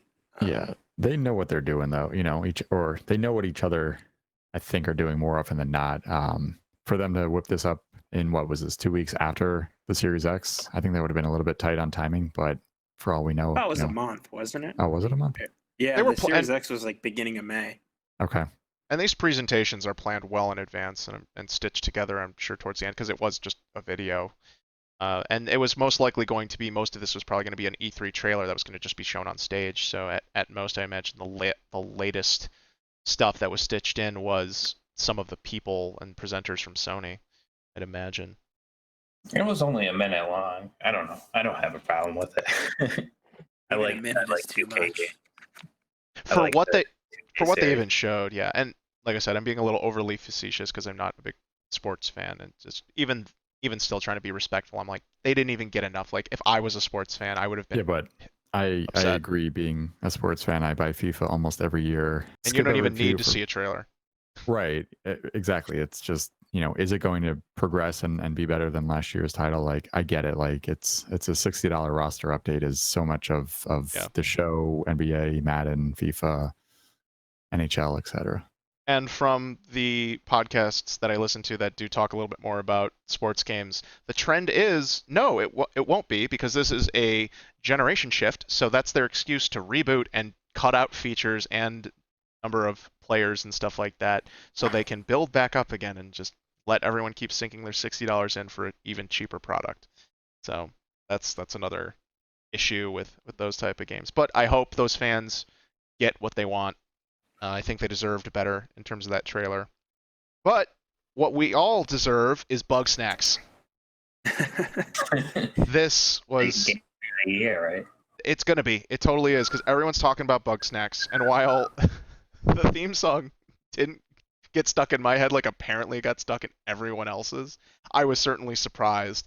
And I got major Viva Pinata vibes. I've not played Viva Pinata, but I'm well aware of it, and I thought the Viva Pinata aesthetic is definitely unique. So this happening with these creatures, and it's from the developers of Octodad, which is also a very comedic game. So this bug that looks like a strawberry and presumably tastes like a strawberry gets eaten immediately, and then parts of your body turn into animals or stuff. Oh man, I think it's just so another crazy. memeable game like Untitled Goose Game. We're going to be so many people are going to be excited about it on the internet for about a month, and it'll sell a lot of copies. But I don't know if it's going to have staying power. Yeah, it definitely seemed like another general audience game, which I was happy to see. Once again, it definitely still looks very previous gen. The graphics weren't super high fidelity, but I think it's focusing more on interesting gameplay, which is always good, and it's still diversity. So, Mark, Mike, what about you guys? Yeah, I was going to ask what studio put this together, because it reminded me very much of whether it be Banjo-Kazooie or Viva Pinata.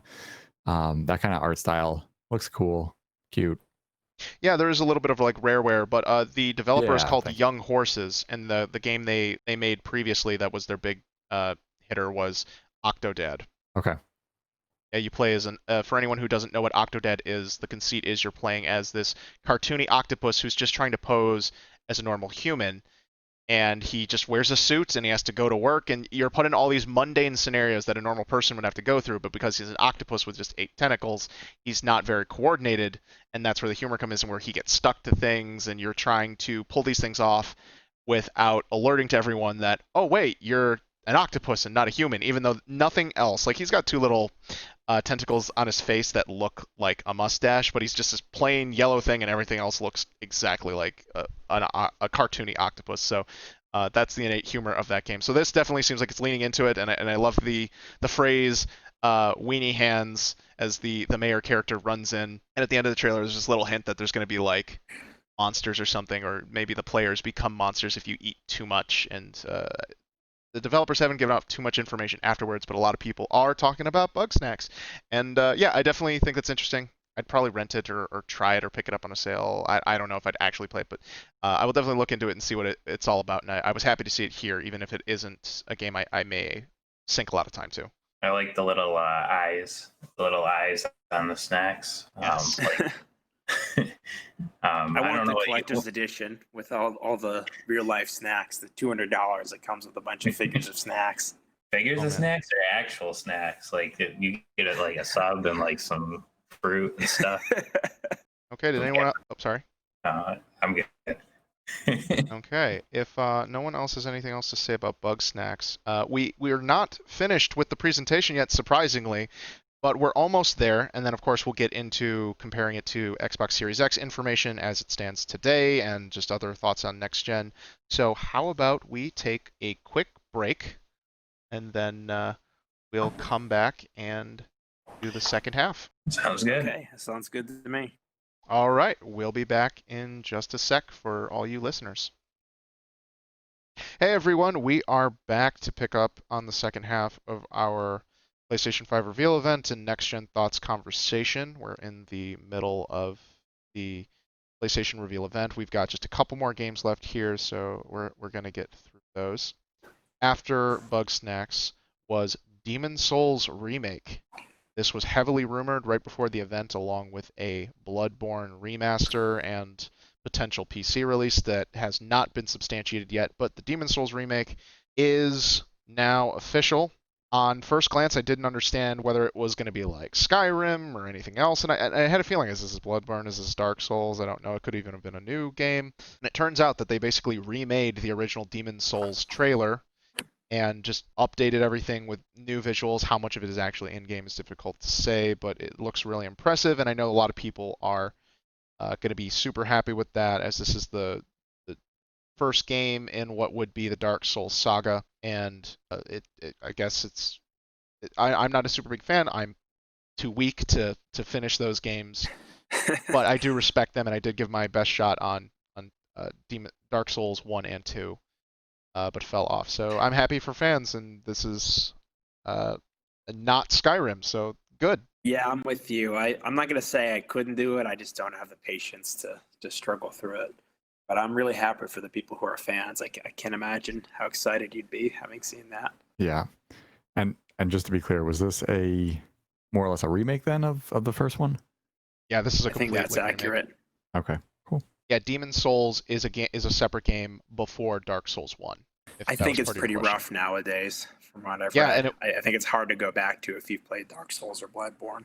Yeah, and I think Demon Souls also is had a very strong multiplayer element to it that kind of makes it unplayable at this point, and it's been locked to PS3, so it's definitely like a full generation removed. Yeah, I don't have much to say. I'm just happy for the fans. Okay, that's great. Then next up is Deathloop, and we brought this up a little bit before. This is from the developers of Dishonored, and with that blink ability that was available in there, it definitely gave me vibes immediately that this was from those guys. And it seems the conceit is that, once again, you're in sort of a time loop, or death loop as it is. So when you die, this guy respawns on this island, and he keeps his memories from previous before, and this whole island hates him and just wants to keep killing him. There seems to be some sort of mechanic they didn't really get into, that perhaps there's going to be other assassins that are going to be actual players that will contribute to either making your life a pain or you making their life a pain. Not exactly sure. Wasn't quite explained, but it seemed like there's a heavy narrative tie in there. Kind of interesting. The superpowers look cool. So I definitely be interested in hearing more, but I'm not super hyped. Yeah, it looked pretty cool. And this one was the one that I was thinking. I did say BioShock and Dishonored earlier. I think we were looking at Goodbye Volcano, was it? Or was it Ghostwire? One of those. Ghostwire Tokyo. Ghostwire. Yeah, this very, very much Dishonored kind of vibe to it, but looks cool. Like, it's definitely something I could see myself getting, depending on how it all sort of pans out. So do we have a date yet? I don't recall if we had a 2021. I thought I saw an article online that said 2022. Okay. Oh, jeez. So not too I think far. it's a ways out there. Yeah. I'm remembering, yeah, we're still in 2020 now. Yeah, and considering the amount Still? Yes. It's always so weird when they show so much gameplay and yet it's still so far out. But then again, maybe the multiplayer is like a huge deal, and so they're working on that stuff. And of course, obviously with the quarantining, that's pushed back a lot of development for some places because they have to transition to work from home, and that introduces its own challenge for communication. So, also this was also the not only a second Bethesda game, but this or Bethesda Studios game, but it was also the second game with a recurring theme. We saw like Sackboy's Big Adventure and Astro's Playroom kind of being in the same genre, and then Deathloop and Returnal having that similar conceit of dying and resurrecting in the same situation and having to relive that, trying to figure out a way out of it. So that was just a funny little comparison there. But yeah, sounds like Deathloop has some potential there. One other notable thing about that and Ghostwire is they're both timed exclusives, so I think point. you'll eventually be able to play them on Xbox, just not at first. Xbox and PC, that'd be great. Yeah, PC, that's true. Yeah, PC would be choice for me, just being first person. Although some stuff can come to Windows Store through Game Pass, so that is an option there, and I give props to Game Pass. Absolutely. Moving forward, this is another super big game for me personally, is Resident Evil Village. Also, you can be referred to as Resident Evil 8 Village.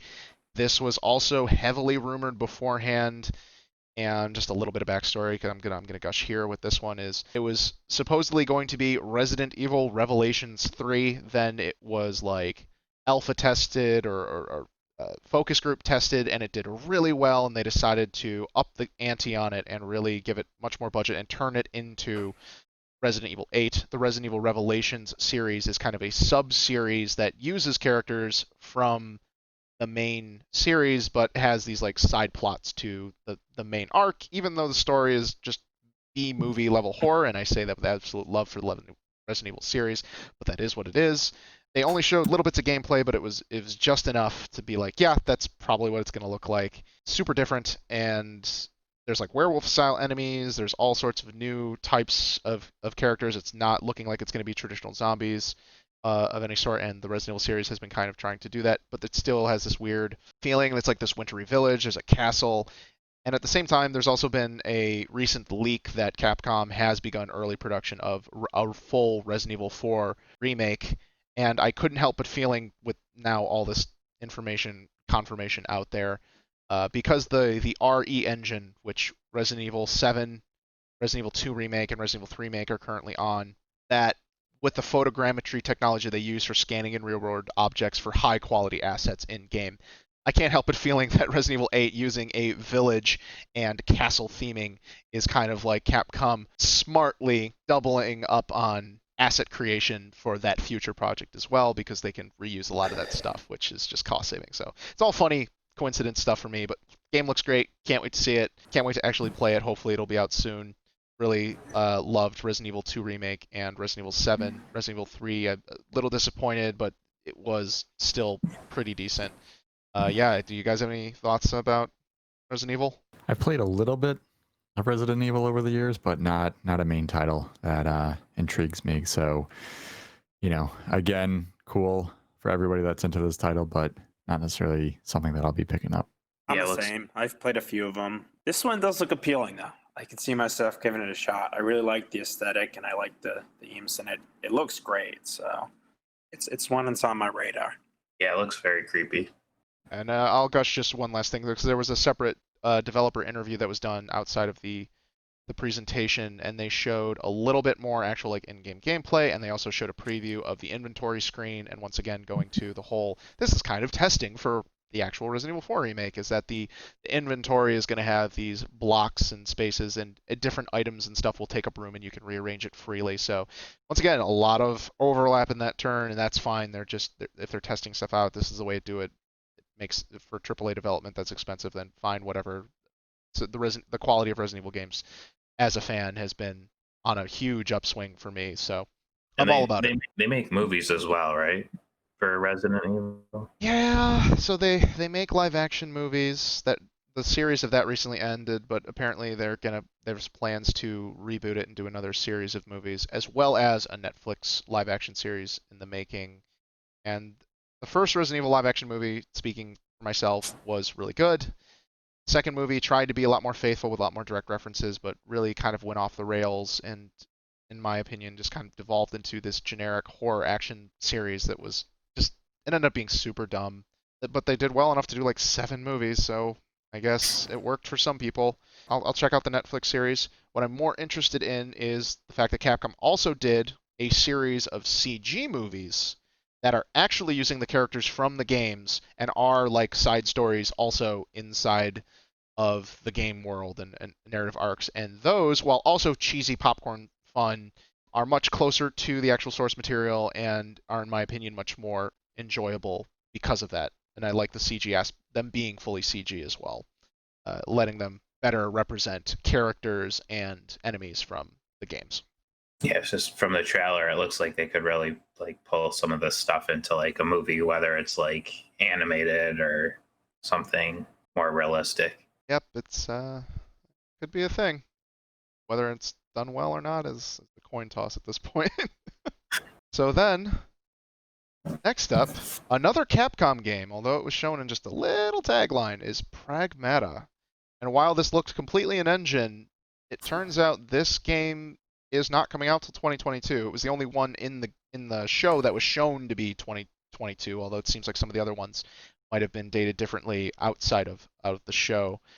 We see an astronaut helping out this little girl who I'm pretty sure is some sort of android, and this weird like cat who has a hologram skin with a exoskeleton thing. It looks really weird. I'm totally into it. I am really cool about it. But when it said it was 2022, I just couldn't help but go like, why the heck are you even showing this now? Like, it's too early. I hate when developers do this because there's a history of games being shown too soon and then being canceled or significantly changed, and it leads for poor expectation management. And I also have to chide Capcom a little bit because I do like a lot of their games, but when it was shown like this is the first new Capcom IP in 4 years, that's just awful. Like that's it'll another be thing. 6 years before it releases. Exactly. So there's that. So like plus and minuses, I feel like this shouldn't really have been shown here. It should have been held off, but the premise at least that I'm shown looks interesting and it looks crazy. It looks like my kind of crazy. Yeah, it caught my eye.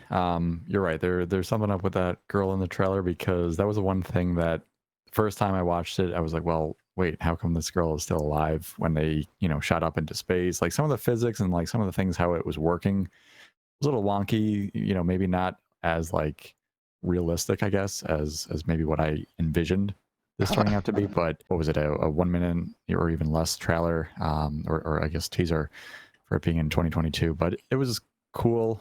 It's really just a wait and see. And you're right, is the hype train too early? And I agree. I'm cautious, especially right now in the market with, COVID-19, quarantine, et cetera, et cetera. Is that going to impact it that they weren't forecasting into 2023, 2024? I mean, it could. Well, I mean, Nintendo showed Metroid Prime 4 with a logo, and people are still hyped. So this is a little better than that. Yeah. But that aside, this one I think sparked my imagination more than any other trailer in the showing. So I don't want to say I'm on the hype train, but I have bought a ticket. Are you into kind of like the space, like alternate anything reality? Just like unique sci-fi and just really strange technology aesthetic? Like none of the things they did in the trailer really made any sense from a physical standpoint, which right. I like that. So I'm on the lookout for this one. Yeah, how is that girl like breathing in outer space without a helmet? That's what I want to know. I couldn't get by that. Yeah, she's totally a robot. She didn't talk using her mouth at the one line she had at the very end of the trailer when she says, what is that? And also you see a little glimpse of when they're trying to escape from whatever that, I assume it's some sort of like dome or something, a satellite's crashing through it, and they're trying to escape. It zooms in on her eyes and some like digital effects are inside her irises. So she's totally some sort of weird android thing. Interesting. But I'm down for that. There's weird anime games like that, so I'm totally in for it. I just want it to be real rather than a potentially real. Kind of like Project Atheia. It's like, oh man, come on, like, please just confirm the game's real. Just actually have something before you show it instead of, announcing it and then canceling it later. Never scalebound #, never forget. Is that the last one that was like that? I can't think of that many games recently that just were vaporware. They get better at it, but if you go back and look, it's usually a lot of like smaller new IPs. You rarely ever see like a big splashes, but yeah, Scalebound's like the last high profile one, but if you dig for them, you'll start going down a rabbit hole or sinkhole, I should say. Well, I want to Project remain Bugsnax. optimistic. Say what? I want I to just remain said optimistic. Oh, one at a time, boys. One at a time. Mike, go first. Project Bugsnax. Ed, your turn. I would just say I want to remain optimistic. I choose to believe. I'm with you on that.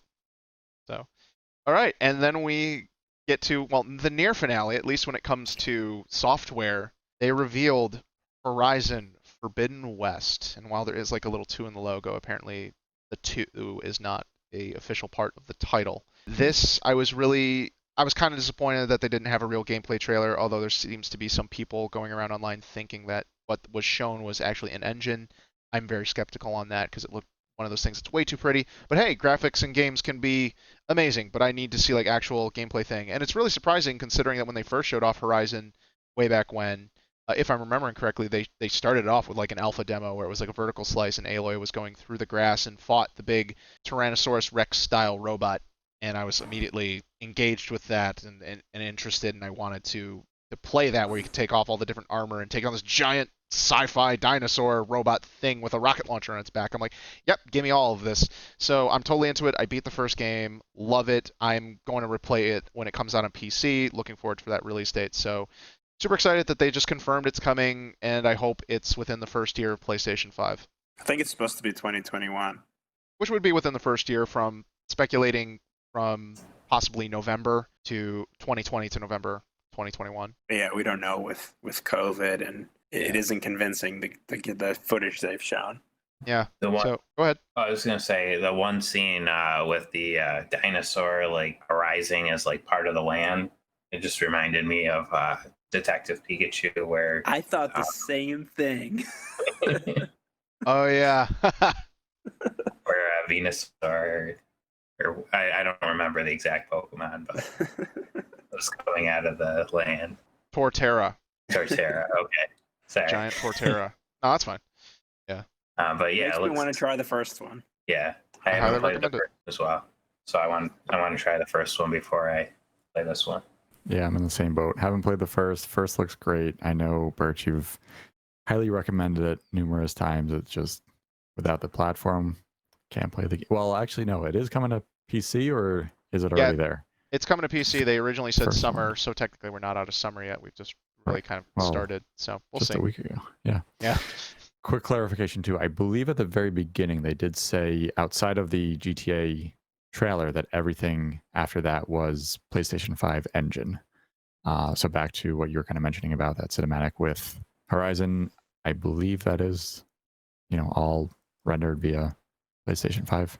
Oh, I thought the phrasing was everything was intended for the PlayStation 5. I think it sounded more vague of what the statement is. I don't have the exact statement in front of me, so we can figure that out later. But I interpreted whatever they showed in the trailer as not anything representative of actual gameplay. But it is a sequel, so I already kind of know what I'm expecting, an open world action adventure. So in that regard, I don't really need to see too much, but it would have been appreciated. I was hoping it was further along for there to be something shown. Here I have the quote. All game footage you are about to see from this point forward in the show has been captured from the PlayStation 5 systems. Or from PlayStation 5 systems. Yeah, but that verbiage also, and Yeah. I'm being deliberately cynical here, could No, mean that they played the trailer on the PlayStation 5 and captured it. So, but yeah, I'm hopeful. That'd be amazing. Just Yeah. I have to be skeptical. That's awesome. And So next we have Crash Bandicoot 4. that is, and that's a multi-platform title. That was really cool. Really surprised they actually weren't ready to show that for this.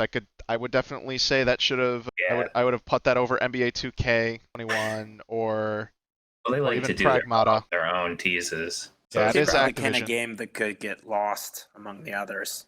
I think Crash Bandicoot's a little more niche, but I think, Crash Bandicoot still has that strong PlayStation branding or That's PlayStation true. history, so it would make sense for them to partner for it, but maybe something wasn't ready or Activision's just more comfortable, doesn't want Crash to seem like it's going to be a console exclusive. Maybe they are trying to make it very broad now.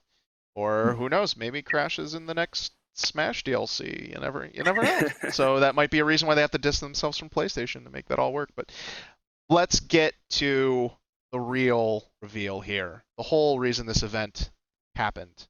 All those games were neat, but who cares when we're going to be staring at that box underneath our TV most of the time? That I think next to wingtip, my TV. that wing-tipped, popped collar looking strange box. We finally saw it, Netgear gentlemen. router. Netgear router, modern man, whatever you want to call it. So many comparisons to be made. It's such a weird, strange, unorthodox design for video game hardware. Although Sony has been kind of strange, the PS3 was definitely an oddball comparison. So, guys, when you saw the box, what were your initial feelings of it? It didn't really bother me as much as it seemed to bother everyone else. I mean, I don't know if I've ever really felt that strongly about a console's appearance. The only thing I remember kind of agreeing with the majority opinion on was that that PS3 concept controller, the boomerang. Yeah. That was bad. But this one, it seems okay. Mike? Oh, to me, it looks bulky. I thought the digital version looks cooler although I'd probably rather get the disc one because I have PS4 games that I would like to play on it. Yeah, overall, I think it's too big, but the reason for that is obviously probably cooling, and that's probably the reason behind that, but I just think it's going to be too big. I don't know where I'm going to put this. Where is it going to fit in my entertainment system? Do I need a whole new entertainment system just because of the PlayStation 5? That's the question. Yeah. And maybe you should, but Mark, as the resident Xbox fan here we this are. is a perfect time to talk about PlayStation 5 versus Xbox Series X. So let's start by just talking about your feelings on the actual physical boxes as they are, and then we'll get into the details. I won't bash it. It looks a little funky, but I will definitely say I would rather a fridge than a college frat boy's pop collar.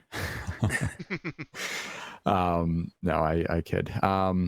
It's actually a little bit larger than the Xbox One, or sorry, the Series X, except for the width. So it's taller and it's also, I guess, longer. But in terms of width, it's going to be a little bit smaller. So as far as the cosmetics of it all, did they say whether or not it can be put on its side or it has to be vertical because of the way the fans are oriented? It can definitely be put on its side. They released promotional shots, and during the trailer, for 2 frames, they showed it on its side. And from what it looks like, and they've done better, they're circulating more of the images because that was a main question a lot of people had, because most people prefer, or there's a good segment of the audience, a good size segment of the audience that prefers to place their consoles horizontal for stability reasons. And it looks like that stand, whether it's a separate stand or it's moving pieces or whatnot, it goes underneath it and you can turn it in order to fit the curvature of the system and lay it horizontal. And not only that though, but having a device that's longer sitting down, having more ventilation, having that heat just dissipate right off the top, opposed to in a vertical position where you only have a slim amount. I think from an engineering perspective, I'm no engineer, but I feel like that would kind of, boost in terms of cooling. So I'm definitely a horizontal gang as well. But yeah, I think a lot of people are going to need to get new entertainment systems with just the Series X and the PlayStation 5. They're definitely larger. So I'm gonna need a new Sony TV too, so that matches the design of the PlayStation 5. So just to recap, we need a new PlayStation. We're hoping to get a car from Gran Turismo and also $1 million from GTA. And a new entertainment center with it. And Hopefully a new house to fit it all. From next to. Yes. Personally, my aesthetics, I do prefer the Xbox Series X's design. I like that clean, rectangular design. I'm still surprised how big it is, and I feel like, why are you guys designing it with this primary vertical orientation? Once again, not an engineer, and I do understand that heat goes up, so that all makes sense to me. But at the same time, why not design for the horizontal, because that seems to be the most, and have like more grates on top and just have a wider area of heat distribution. But once again, there's probably other engineering things I'm just completely not aware of that allows them to ventilate it in a specific way and control that better. So And that those are all unknowns, but it just questions I have. And to focus on the Xbox real quick too. So what I gathered and heard, maybe even read, they were going for a more modern like speaker device, one of those that it just kind of integrates with everybody's homes, whether it's near the entertainment system, whatever it may be. They were trying to go with that approach, which I would say, the PlayStation 5 is very different. It's very much a gaming console. I don't believe were any LEDs or anything like flashy, that a lot of PC gamers, maybe like myself, There are like to. LEDs in the rim. They do show that part was glowing blue, like around the vents. So they do have Okay. LEDs like inside by the vents. Okay. Dextrox reminds me of like a boxy Amazon Echo or like Exactly. a really tall Yeah. really tall Apple TV. Like if you just stack like 20 Apple TVs on top of each other, it looks more like a real like refined consumer electronics item than the PS5 does. I do also Yeah. like green's my favorite color, so I do like that. And the only thing that makes me sad about the Xbox One, and I don't know if it's LEDs or if there's just like a piece of plastic or something to highlight green accents in that top vent when it's vertically oriented. But I wish Xbox and PlayStation would both lean into their signature colors, and even Nintendo, although they make the Joy Cons all crazy colors and do some special editions. But like Nintendo's color is red, PlayStation's color is blue, Xbox color is green. Let's just stop trying to pretend like we need to be hardcore edgy adults with these pure black systems. Like matte finish, 100% matte. Don't do gloss anymore. It's so Yeah. tacky. But let's add some more accents of blue instead of just the LEDs. Let's like have the blue on there. Let's have the green like on the system. And I was laughing because I do follow the Facebook page for Xbox, and they kept switching back and forth between their logo of the Xbox logo, and they had like the black version, and I think I actually commented like go back to the green, and then like 2 days later they put the green one back up, and I'm just like come on guys, like have some fun with your identity and stop being afraid. Like the insecure people who suddenly feel like they're immature for playing video games, like people just got to get over themselves. So that's my Yeah. only little disappointment there. So in a way, I find Sony's bravery in their design at the same time as someone who's just worried, even though I am responsible like with my hardware and stuff, I can't help but feel like there's so many people out there that are gonna like break off those wingtips on that PlayStation. Like Yeah. in the first week, like that's the story we're gonna hear of these things falling over and breaking, and it just seems like that's the main reason why you don't make these like weird edges and hanging off points. At least it's not like the Red Ring of Death or Wii remotes and TVs. If that's the worst you hear from a console launch, I think you're doing pretty well. Absolutely. Joy-Con drift. Don't Yeah, get me started.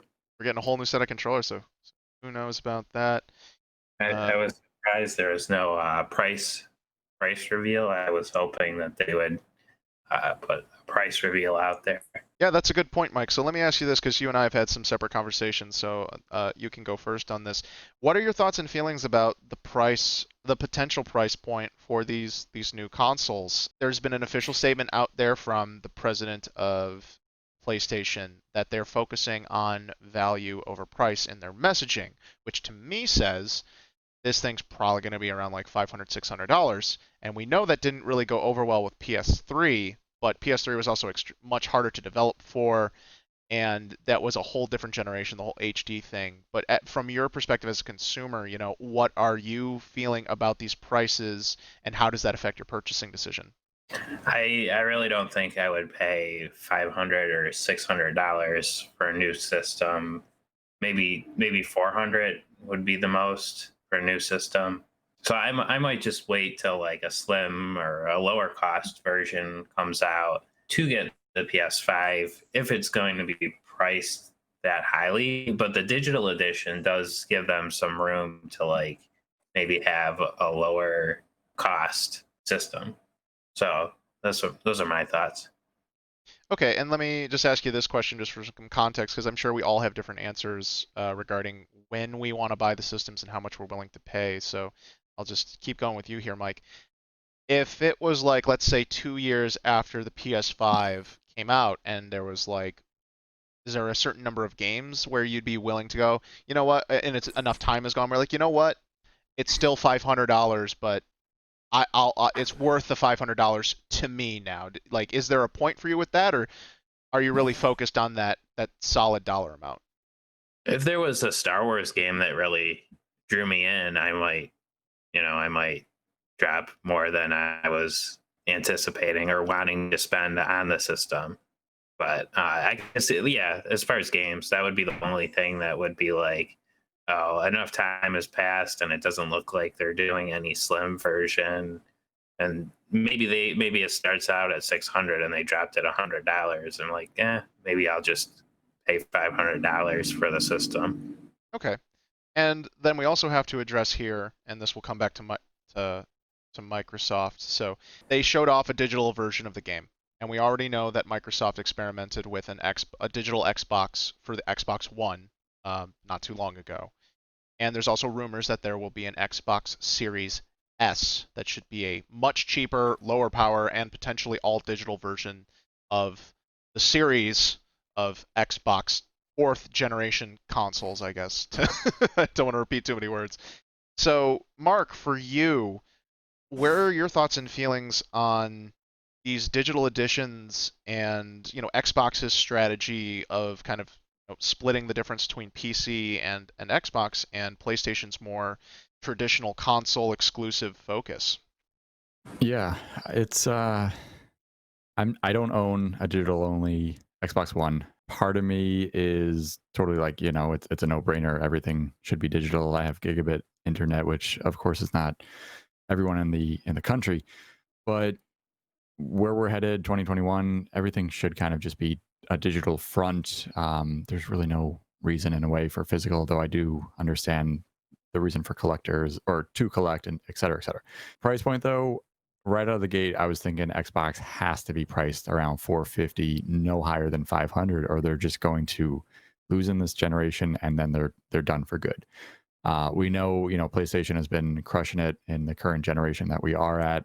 They still have majority market share, and I think that shows with a lot of the perception coming out of these presentations. And I want to get to the Xbox One real quick in a minute. But yeah, as far as price point, I think it's got to be 450, 500. If there's a, kind of like a pro version versus or Project X version versus digital only, maybe 500 and 400. But 400 seems very low. Like Microsoft needs to eat the cost on a lot of their profit out of the gate, no matter what, and of course, then as more and more consoles are built, it's going to be cheaper and cheaper. So they may take a cut for the first 3+ years to just stay in the market, with the assumption that people are going to be interested in the smart delivery and the crossplay between Xbox One and Windows 10. Throw in potential future relationships with Nintendo. A lot going on. I'm aware of that, but I think there's definitely potential for more crossplay. I just don't know if Sony wants to be part of that too much. Those are all good points there. And so I want to ask Ed next in relation to his thoughts with next gen. What decisions are you making about your next gen purchase? Whether that's how far out you'll be, what games you need, what price you want it to be, and this thought on digital versus physical. Where's your head at in regards to all this? Well, I can afford a console at 500 or 600 if there are games that I want. Part of the reason I like to wait is I like to have more mature technology. I'm not usually an early adopter. And I think for that reason, I think a Slim would make me happier just because it's going to be smaller, a little more tested and refined, at least in theory. I would not consider a digital version. And it's not because I don't want to buy digital games, but that's part of it. I usually do prefer to purchase physical games. But I think the option of physical is really important on a console because unlike PC, where you have the Epic Game Store, you have good old games, you have Steam, you really only have one marketplace on a console. And I think that is not very consumer friendly to only have one marketplace setting prices on a game. So I will do what I can as a consumer to encourage still having the option for physical games, because I think that's a consumer-friendly option. But as far as pricing strategy goes, I don't know. Even 500, I think, might be too much for the average person, especially this year when economically, I don't know if everyone's going to be doing well, even at the end of the year. It might be a hard sell to get a console at 500, but it'll be interesting to see who announces first, because whoever announces first is really going to set an anchor. And if it's low, I think the other company's really going to have to match it, because as we've seen with the PS4 and Xbox One generation, and with PS3 and 360, that the lower price console really does have a huge advantage against the competition. Yeah, go on, Mark. I was just going to ask an open-ended question, but is anyone planning on a 2020 purchase for either of the consoles? Okay, yeah. Assuming things are still on track, there's no delays, which as of right now, seems like there's not. Yeah, I can speak to that. I do want to give props to Ed's point about the marketplace thing. I wanted to bring that up as well, and he articulated it perfectly. I've talked to other friends who are definitely more in favor of the digital side of purchasing, and I've pretty much migrated to almost purely digital. I buy all my games on Switch digitally because with it being a partially portable system, it just makes sense to not have to be swapping those little cartridges out, and it's much more convenient for that. And I've just kind of given into Nintendo's lackluster ability, which is improved, but is still probably imperfect as all of them are for reinstalling games.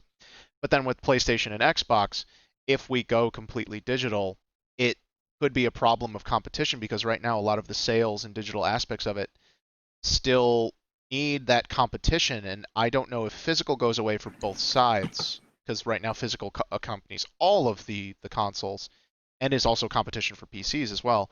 If that happens, will Xbox and PlayStation still consider themselves enough of competition when now they have these individual platforms that they'll be like, well, our digital games don't need to really be that cheap? And I'm no economist either, so I don't know if maybe it will still be inherent because they still need to wage those financial politics on each other in order to sway people like, hey, if you come to Xbox, our games are cheaper. Hey, if you come to PlayStation, our games are cheaper. While people do have a price value in decision making, I think, or I believe that people still look more at the quality of the games that are there, and they're really attached to brands, and so that leads to a very mixed thing of they may not see cheaper games as necessarily a driving factor as opposed to quality. So that's something I think remains to be seen. I'd love to see more data on that.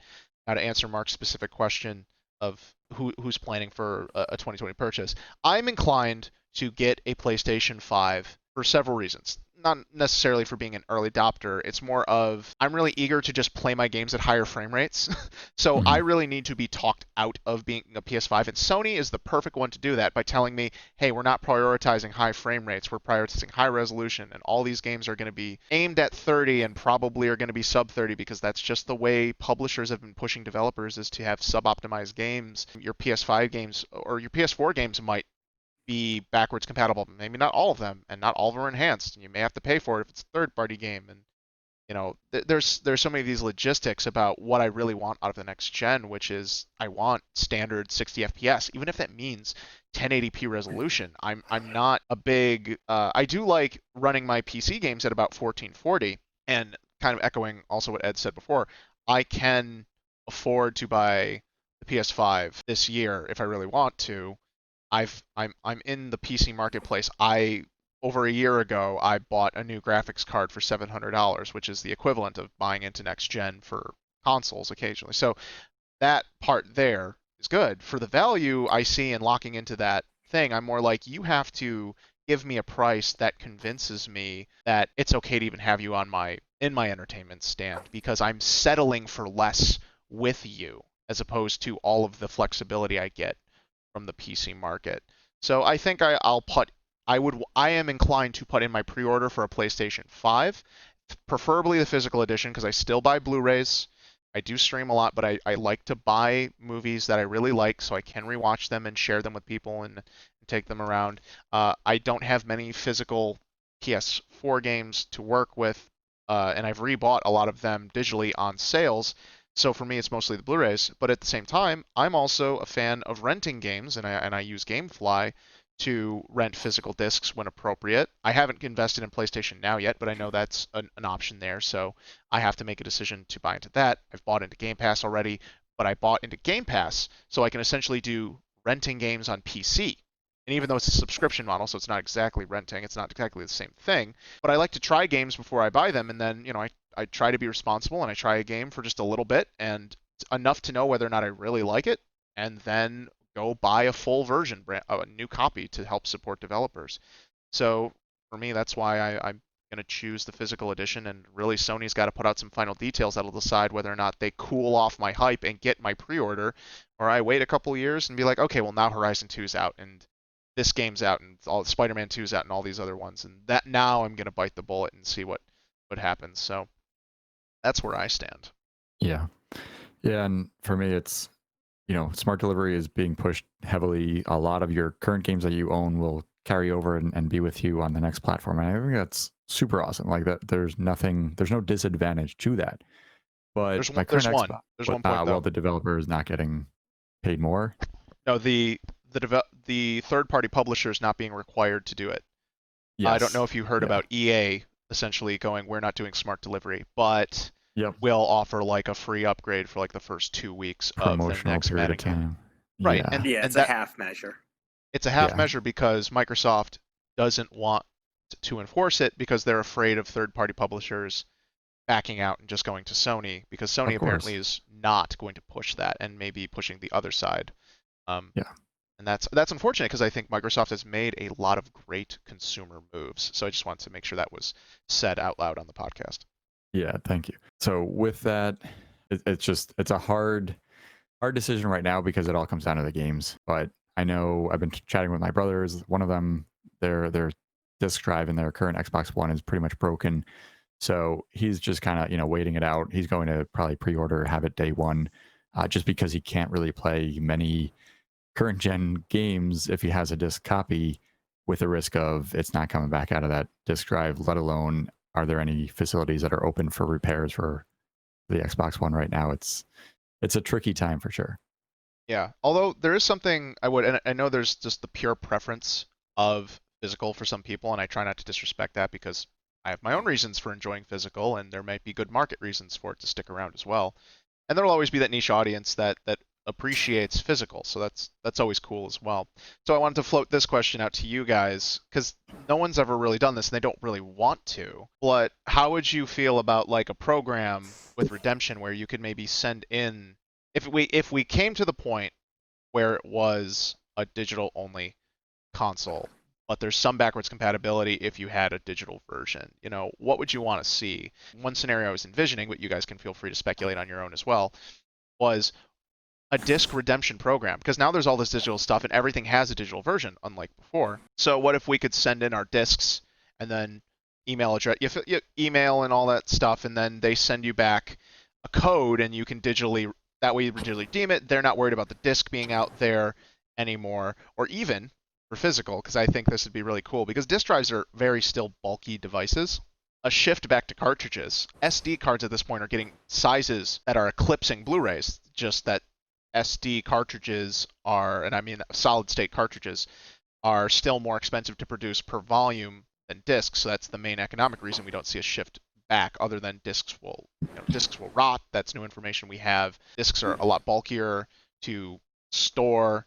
If we had an SD drive and all of these, think of how much hard drive space we'd be saving. Although the PS5 kind of shows you what it looks like when you just tack on a disk drive to its system. So what do you guys think about that stuff? I'd do a disc to digital. Do a disc to digital program. I already do that for some Blu-rays, so I would probably take advantage of that. And what was that about SD cards? I don't care about the medium. That doesn't really affect my my choices. As long as it was a type of physical. Yeah, I guess it's nice to have fewer moving parts that can break. But even then, I've had cartridge systems where, the contacts stop reading the cartridges. So there's always something to break. But maybe that's an argument in favor of digital. But yeah, and from what I've heard, I've changed over the years. Who knows? Yeah, and it seems like the physical stuff just holds up longer than what's up, because like the disk drive lenses break and malfunction, and disk rot is a thing that also can happen apparently. So those are elements. And we'd need more data on them, and we got to try and sort out propaganda from facts. So, Mike, did you have something you want to say? Then we'll go to Mark. Oh yeah, I had some thoughts on this because there was.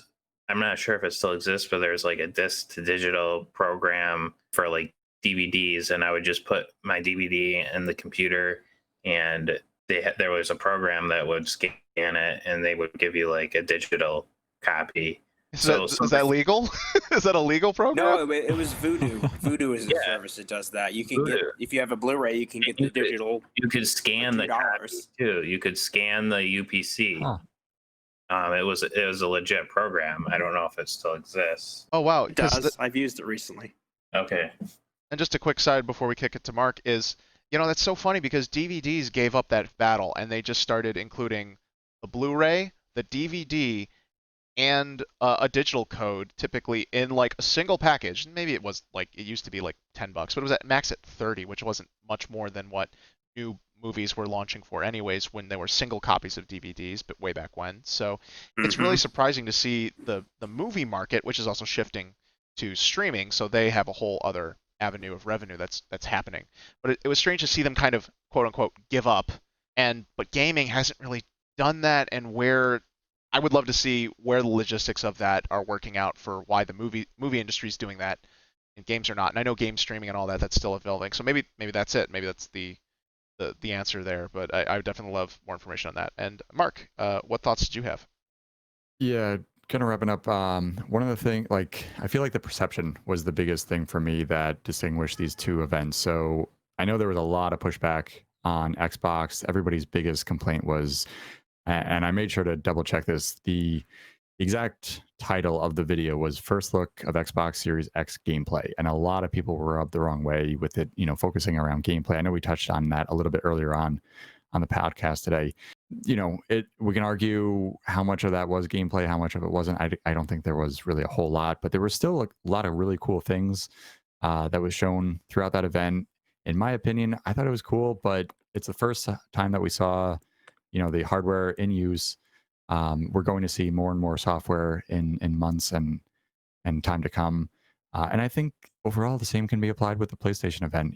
There was a lot of cool things shown off. We saw what it actually looks like, the controller as well. So many of the games, majority of the games are also coming to other platforms, whether it be Xbox, Switch, PC, et cetera, et cetera. So I was just kind of curious to hear your thoughts, or everybody's thoughts really, on perception and just your takeaways after all is said and done with. Why don't we start with Ed first on this one? Just about the perception of the events by the general public? Yours. Yeah, but exactly. Well, the Xbox event, or the video which I did watch, really didn't do it for me. And I don't think it's because the games aren't good. It just didn't have too much that was to my tastes. Much more excited about the PS5 event. But in general, I just feel pretty positive about the future of gaming. It seems like both consoles are going to be taking some real nice technological leaps, and that they are trying different things that are more consumer friendly. So I'm excited. I'm hyped. I don't know if I'm going to pre-order, but part of me thinks I might even just snag a pre-order in case I want it, because I'm not going to be able to get a pre-order later. I can always cancel it, but I don't know. Maybe that's taking it away from someone else, but if you got the time, money, why not, right? All right, Mike, what are your thoughts? What was the question again? Sorry. That's okay. So I was curious to gather everybody's sort of perception. What is your opinions of the general perception of both the console? I don't know if you really dove much into the Xbox presentation much, and what your thoughts were there.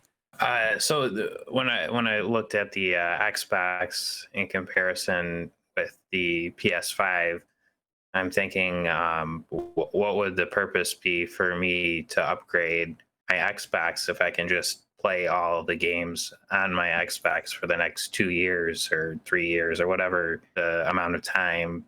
I mean, yeah, they'll look better, look nicer, but I don't really see a reason to upgrade. Where with the PS4 to the PS5, you can only get those games for those systems. Yeah. And I mean, obviously visuals and frame rate and everything matter, but for me, that was my thought on whether I was looking at PS5 or Xbox for this generation. So far, PS5, but Microsoft still has more stuff to show. Like they have another conference in July, so anything can happen. Like I'm not saying I'm only going to go with PlayStation, but what we saw was really cool, or what has been shown so far has been really cool, even from like Halo Infinite and Spider-Man Miles Morales. So those are just some of my thoughts. Before Birch, we get your response. Quick clarification question for you, Mike, because you were kind of talking about, upgrading from PlayStation 4 up to 5.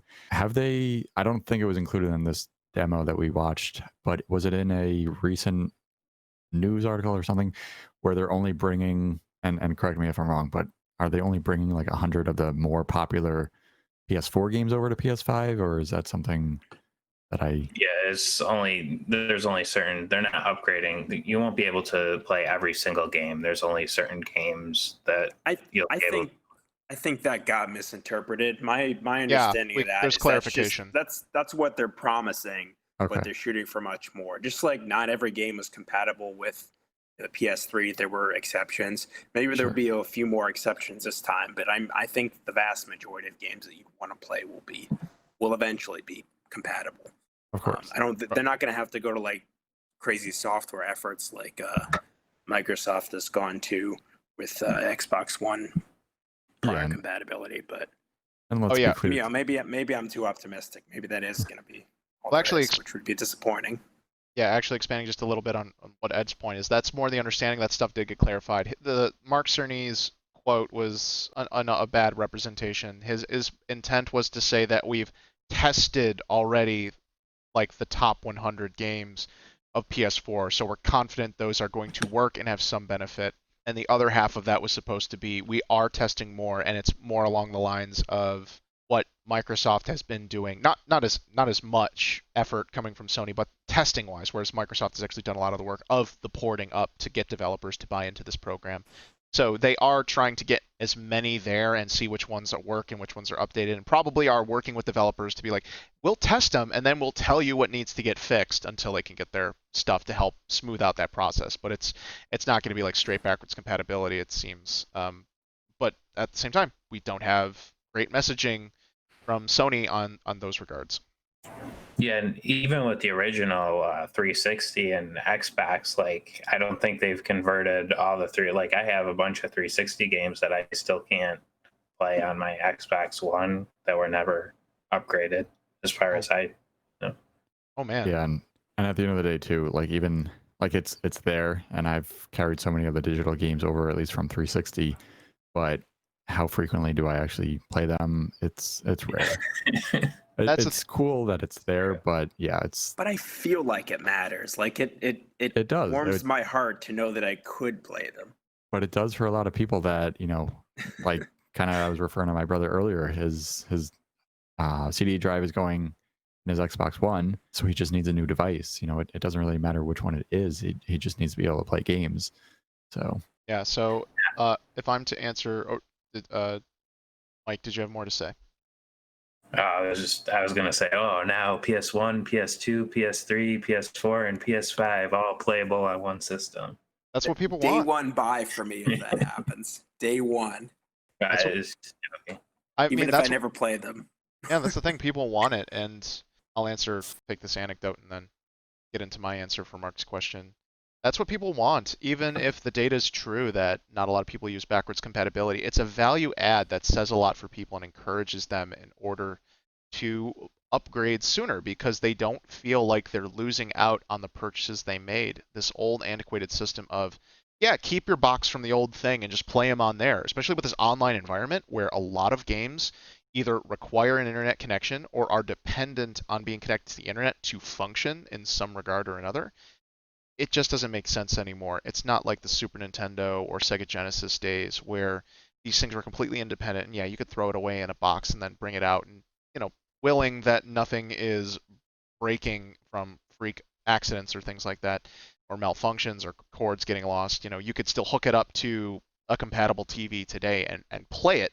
It's a straight up value add, and it's a consumer friendly decision, and it helps continue the library instead of starting fresh every single time. So it makes sense or the businesses as well, despite whatever reasoning they have that they want people to rebuy and they want to resell us all the games anyways. That's part of the issue. So to answer the question about the optics, Xbox One's reputation has remained tarnished from the very first presentation where they talked about trying to be like digital only, and every disc will require every box will require an internet connection, and will check your game discs, and dude, the disc will just be a digital key and all that stuff. It has still poisoned the reputation from the very start of that generation, and Microsoft has unfortunately been at an entire deficit. And despite the fact that they've made Game Pass, they did so much backwards compatibility, and while there are still gaps in that, and Mike, I definitely want to go over like what your list of games are that don't work on there, because I'd be really interested to hear what those are. For sure. But Microsoft has been at a deficit the entire time, and that's where I think, while they've made plenty of great strides, and I'm rooting for them because I want everything to be awesome and I want a reason to own every single system, because ultimately I just want to play the best games, regardless where they are, and I will own whatever platforms I need to in order to do that. If I can own fewer, that's great. But if I need to own more, I'll figure it out. The games just have to be there.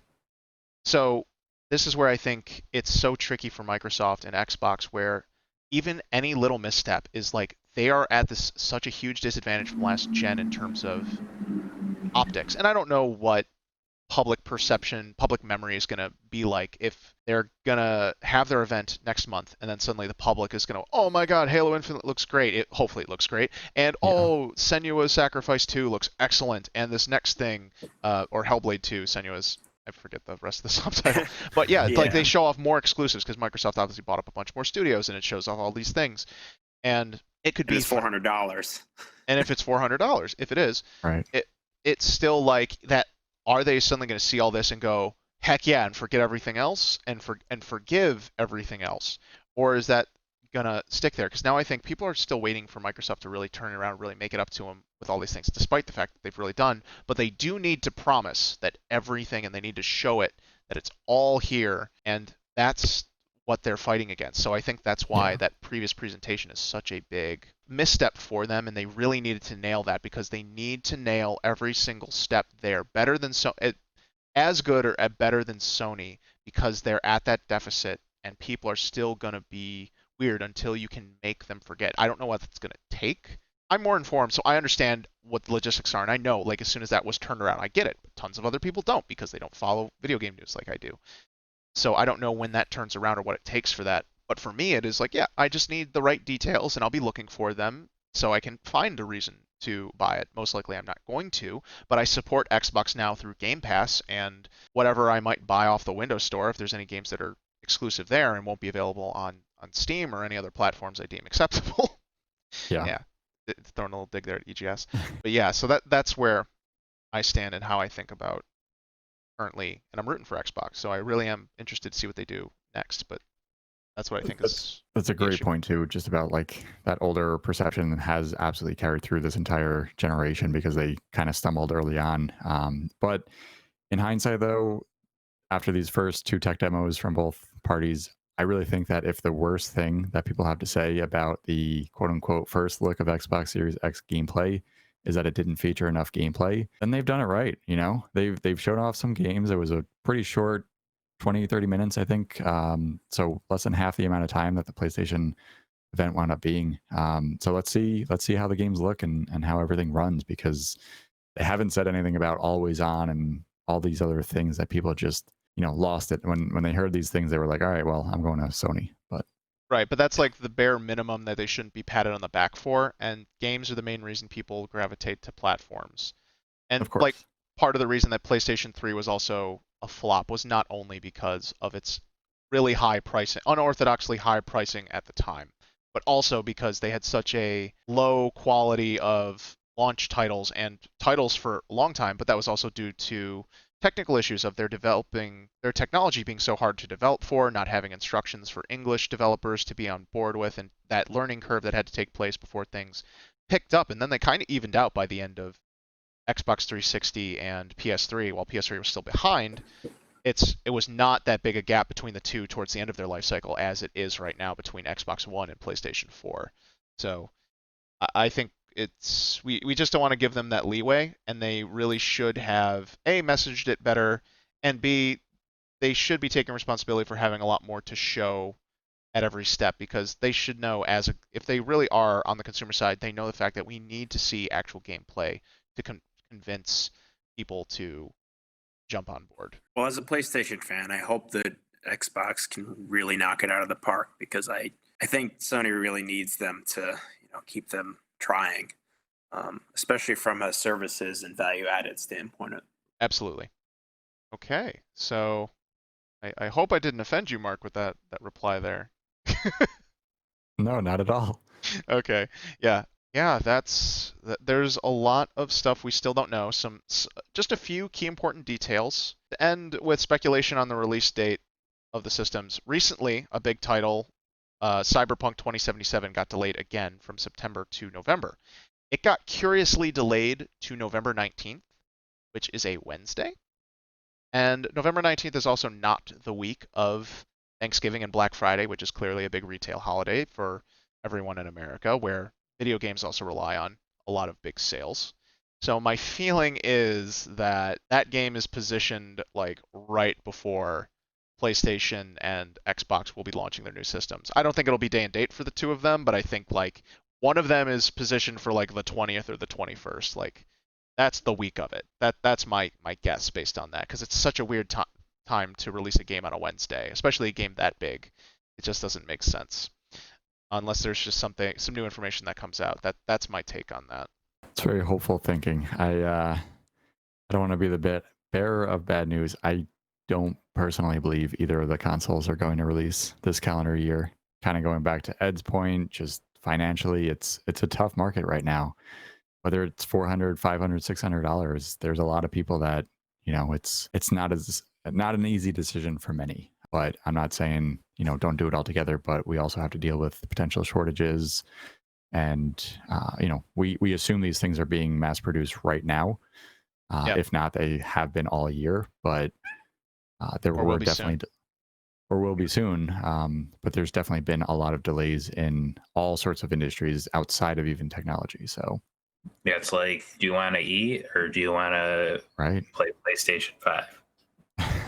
We all know the correct answer to that question. Yep. What are you going to do when you can't eat? Ramen and PlayStation 5. Yeah, no brainer. Yeah, and I completely understand that's a reasonable point to make. My counterpoint would be that based on the messaging so far from the companies, they seem like they really are set on releasing in 2020.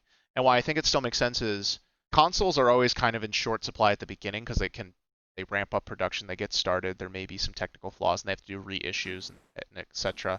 And with this being newer, more expensive technology, especially with the SSD tech that's coming out, there might be tech shortages that cause the lower supply to be at the beginning. So it might not even be a problem for them to launch, because they'll be like, well, if fewer people can buy it, that's fine, because that will offset our initial stock shortage that we're going to have because we can only produce so much.